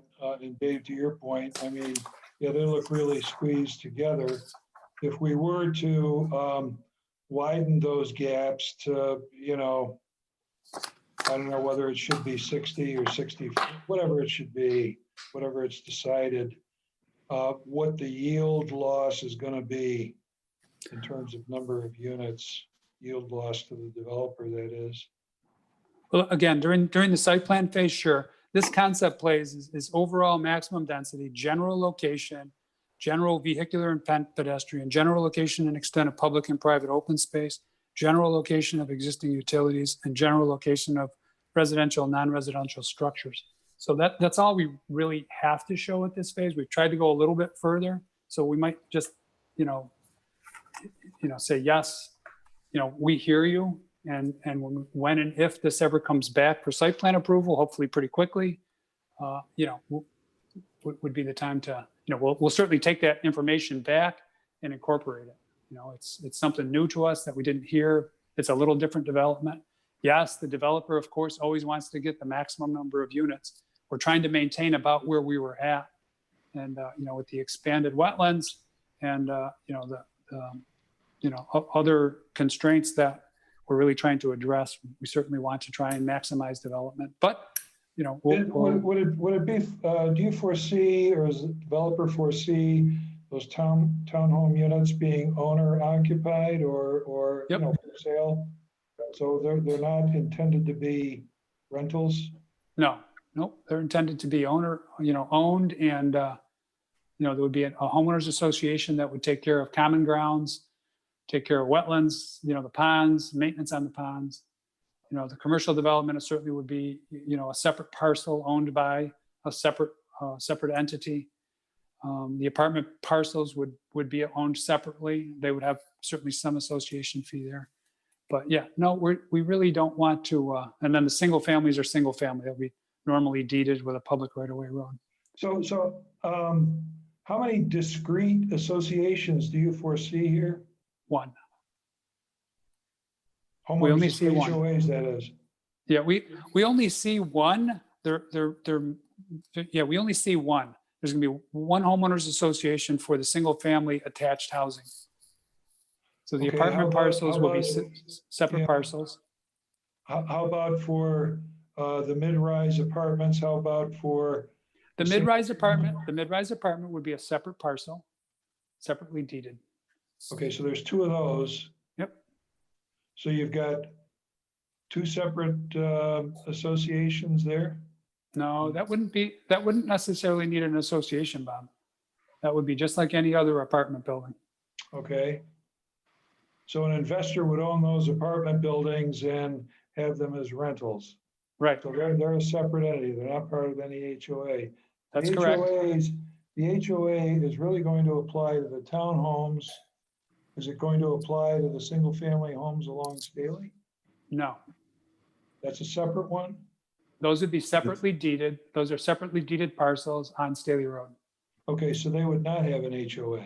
No, sir. Okay, so the HOA really applies to the attached townhomes. Would there be a separate HOA for the southeast portion or for the southwest portion? below the No, pipeline? those would be separately deeded parcels that would be built as single family homes. No HOA. Okay, no HOA except for the attached townhomes, period. Correct. Yep. Okay, Yeah, there's really no way to get around that on attached townhomes. okay. Well, again, I think I would like to see a little more space between the townhome units, and I think I'd like to see the stories cut down on the two high rises. That's just my opinion. So could I offer a, Go ahead, Dave. that we approve this as a PDD with the understanding that the story height on the mid-rise apartments and the spacing between the townhouses will be considered at the site plan approval stage. I second it. Second by Frank Greco. Any further discussion? All in favor? Aye. Aye. Bob, what did you say, Bob? I said aye, yes. Thank you, Bob. That's carried. Thank you, sir. Thank you very much, gentlemen. Nice chatting with you. Sorry we can't be there in person, but everybody stay safe. Thanks, everybody. Certified auto brokers. Is anyone here? Come on, Pete. Come on, Ron. Yes, Phil Silvestri and Chris Wood. Chris, you still there? Sorry, this is taking us so long, guys. Yeah, I don't know about anybody else's screen, but well, of course, you might not have the screen, but I still got Doug Scheid's diagram here. Yeah. I hope we haven't lost Chris Wood. Okay, we're good, we're good. I'm here, Phil. I'm here. Yep. Chris Taylor's here also. Hey, Chris. Hey, he's our patient. I can, do you want me to run through the site plan real quick? Run through the site plan, Chris. Okay. Certified auto brokers, they currently exist at 1693 Grand Island Boulevard. What we're proposing is an addition to that existing building, which they would acquire 1703 Grand Island Boulevard also. It'd be incorporated into the site. It'd be a total of 2.3 acres. When we're done with the addition, there'd be a total of approximately 20,000 square foot of building, 3,500 square feet of which is the existing building. The use would remain the same, auto sales and repair. We would need a special use permit for the auto sale portion, given it doesn't currently exist on the 1703 portion of the project. The building at 1703 on the north side of the property, that would be demolished. The one on the south side is the one that would be incorporated into the new addition. we have 51 parking spaces, and I believe that by code, we require 59 parking space or 51 parking spaces, so we meet that requirement. And on the site plan, we do show several car storage areas. There's approximately 89 cars can be accommodated in those different areas. As you guys had mentioned in one of your previous projects, we are in the South Business District, and there is a 115-foot setback requirement to the center line of Grand Island Boulevard. We're about 93 feet currently, which is actually further back than the building will be demolishing at 1703 Grand Island Boulevard.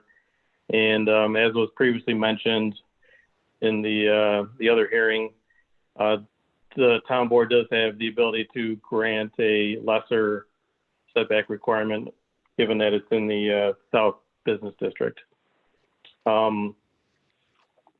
That's my kind of the summary of the site. Phil can explain some of the architecture. I think he did email over to the town this morning the building elevations. Yeah, And I can certainly answer questions you guys have. Did you get a chance to look at them? The new building addition will take on a more contemporary look. The existing building will remain pretty much as it is, but the new addition, which will contain the sales and showroom area, will be a higher structure. The space will be sort of a two-story space. You'll have high windows. It'll be, have a lot of curb appeal, a lot of attraction, a lot of transparency to the show of cars through the windows. And we're proposing really high-end materials. We've got brick. We've got architectural stone that would match the existing architectural stone that's on the building now. We'd have aluminum panels, and we'd have an exterior insulation and finish system. So there's a lot of glass on the building, purposely for transparency and for, the showing of cars. So that's basically the architectural character of the addition. Well, one thing on the site that I didn't point out is if you're familiar with the two properties, currently there's two curb cuts, and there's a large portion of the parking lots in the front that are actually in the right of way. We're going to correct that, as part of the new site, and we'll be eliminating the north curb cut on the Grand Island Boulevard, and the site will be accessed through the south curb cut.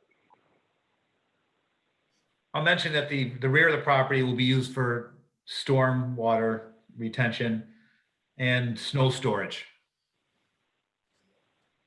I know you're limited there in space now because I see your business is growing. Congratulations.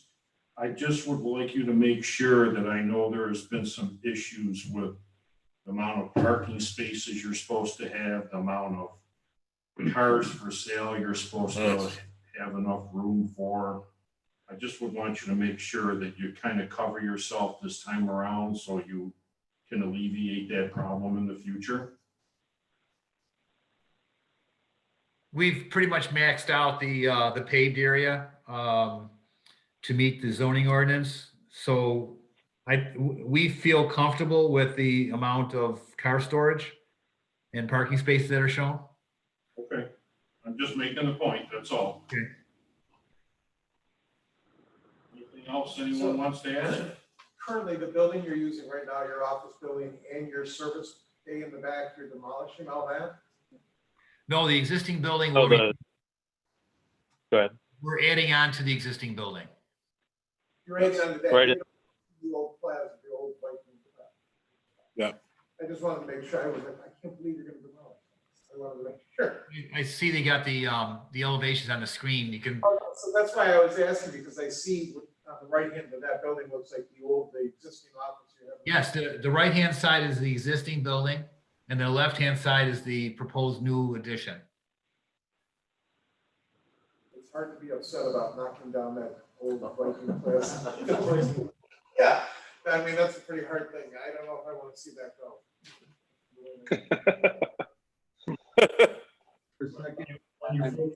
When folks come back for possibly site plan approval, please make sure you answer all your stuff in your site plan application. Yeah. And I would just, certainly this is an improvement over what's there, but this is almost the front door to the island. So in addition to the way you treat it architecturally, I think the landscaping is going to be really important to us when you come back with more details. I would ask you to look closely at that. We will definitely do that. Anybody else have any questions? Okay, hope to see you soon. Hang on. Ron's got some comments. Okay, sure. I wanted to ask you if this existing building is going to still be in operation during this expansion. But is the plan to actually use the existing building portion during that expansion? Chris, I believe you do want us to keep that existing building in operation, correct? Yes, absolutely. Okay. So there'll be no other basic need for you to use a temporary office space anywhere. You're going to use the office space that you have during this proposed project. We will be using some temporary office space during the construction.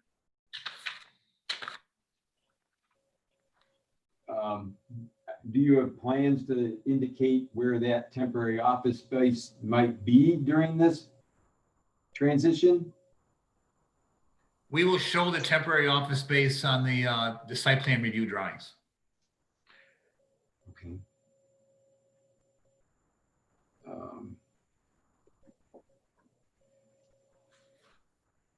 You on an actual site plan, you're probably going to indicate more to do with lighting and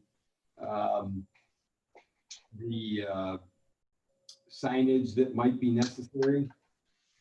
Absolutely. Yep, lighting and signage will be definitely shown in the site plan review drawings. Okay.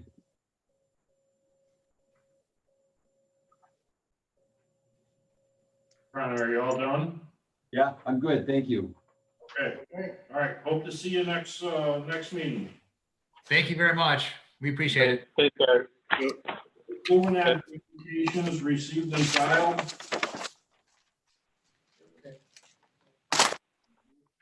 No, okay. Got the back. Got the back. Oh, I got it back. Hey, it's your agenda. All right.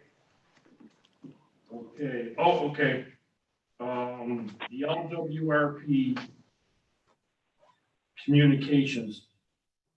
They're looking at this with their planner, and they're going to get back with our board once the planner has done all this information.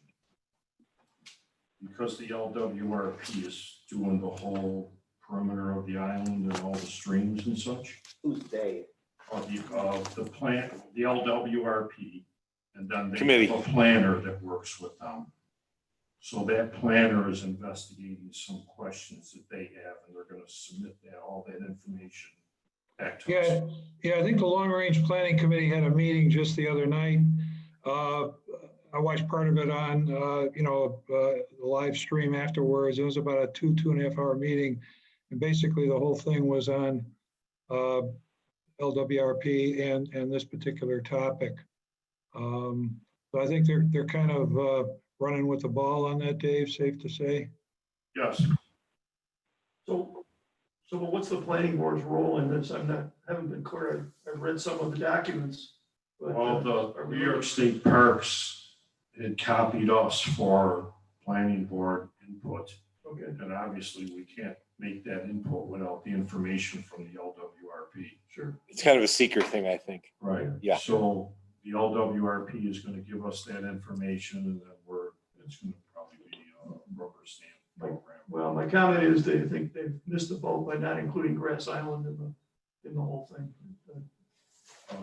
They admit that they're losing that island, and in a short period of time it's going to be gone.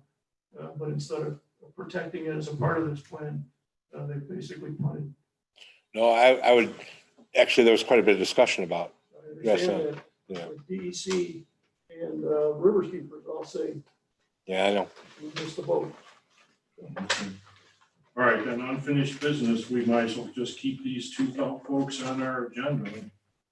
We haven't heard anything back from Adrian's. If I could just speak to that real quick. Go ahead. I'm sorry, they can't hear. So as a board, So we have, as a board, have loosened up a little bit on our outdoor seating requirements. Okay. Due to COVID, just to create some spaces. So they are kind of in a, I would say Adrian's in a gray area at the moment. Right. But at some point, we need to move on that and get them some final clarification so that when this pandemic, all these restrictions end, that they can. Right. They can So work on it. right now, they're in the COVID. Temporary stay. Right now, yes. Yeah, right now, they're in the COVID phase. Everybody has a temporary stay. Right. We're trying to allow all restaurants to do what they can. Sure. I think a lot of this is driven by State Cheese. They got some extracurricular stuff going on, which is good. We want everybody to make a living. So hopefully when COVID's over, we can address that at that. Get it finalized, Sure. stuff like that. And then your everyday daycare, I'm just gonna leave that on, where I think he's still moving forward, but slowly. I don't know where he's at. I know he's got his fence up and I see some activity there, but I can't speak for him. So, Okay, we'll leave those on the agenda. Okay, now can Motion to adjourn. motion to adjourn a second. So moved. Wait. A minute, I have a question. All in favor? What's that, Arlene? Hold on, Arlene, go ahead. Dave, will you get your comments to me? Can you email them? I can email them to you. Do you have a mailbox here in the town hall anyplace? Yes, there is a mailbox in the town hall. I will leave a copy there for you. Hey, Okay, Dave, thank you. Dave, And- no, go ahead. I'm sorry, Arlene. I didn't mean to butt in, but I have a question, Dave. Okay, I just, on the rezoning of Olive, did you not handle the site plan because of the vote on the rezoning? Is that the way I understand it? Yes, Pardon? yes, Arlene, we did. Okay. Thank you, that's all I need. Hope you gentlemen have a good evening. Thanks, Arlene. Hey, Dave, to share, would you, or could you send the members of the board a PDF of that document you read from? Yeah, I can certainly do that tomorrow. Great. That way I don't have to wait for the minutes, another month. Appreciate it. Are you adjourned? Yes. Okay. Sure. Thank you. Bye. Thanks, all. So I hit this YouTube live thing, Tom? I'll get it. Okay. Good seeing everybody. Take care. Good night, everyone. I think so. No. We had longer with less stuff. What do you need? Mute all and Yeah. end meeting for all.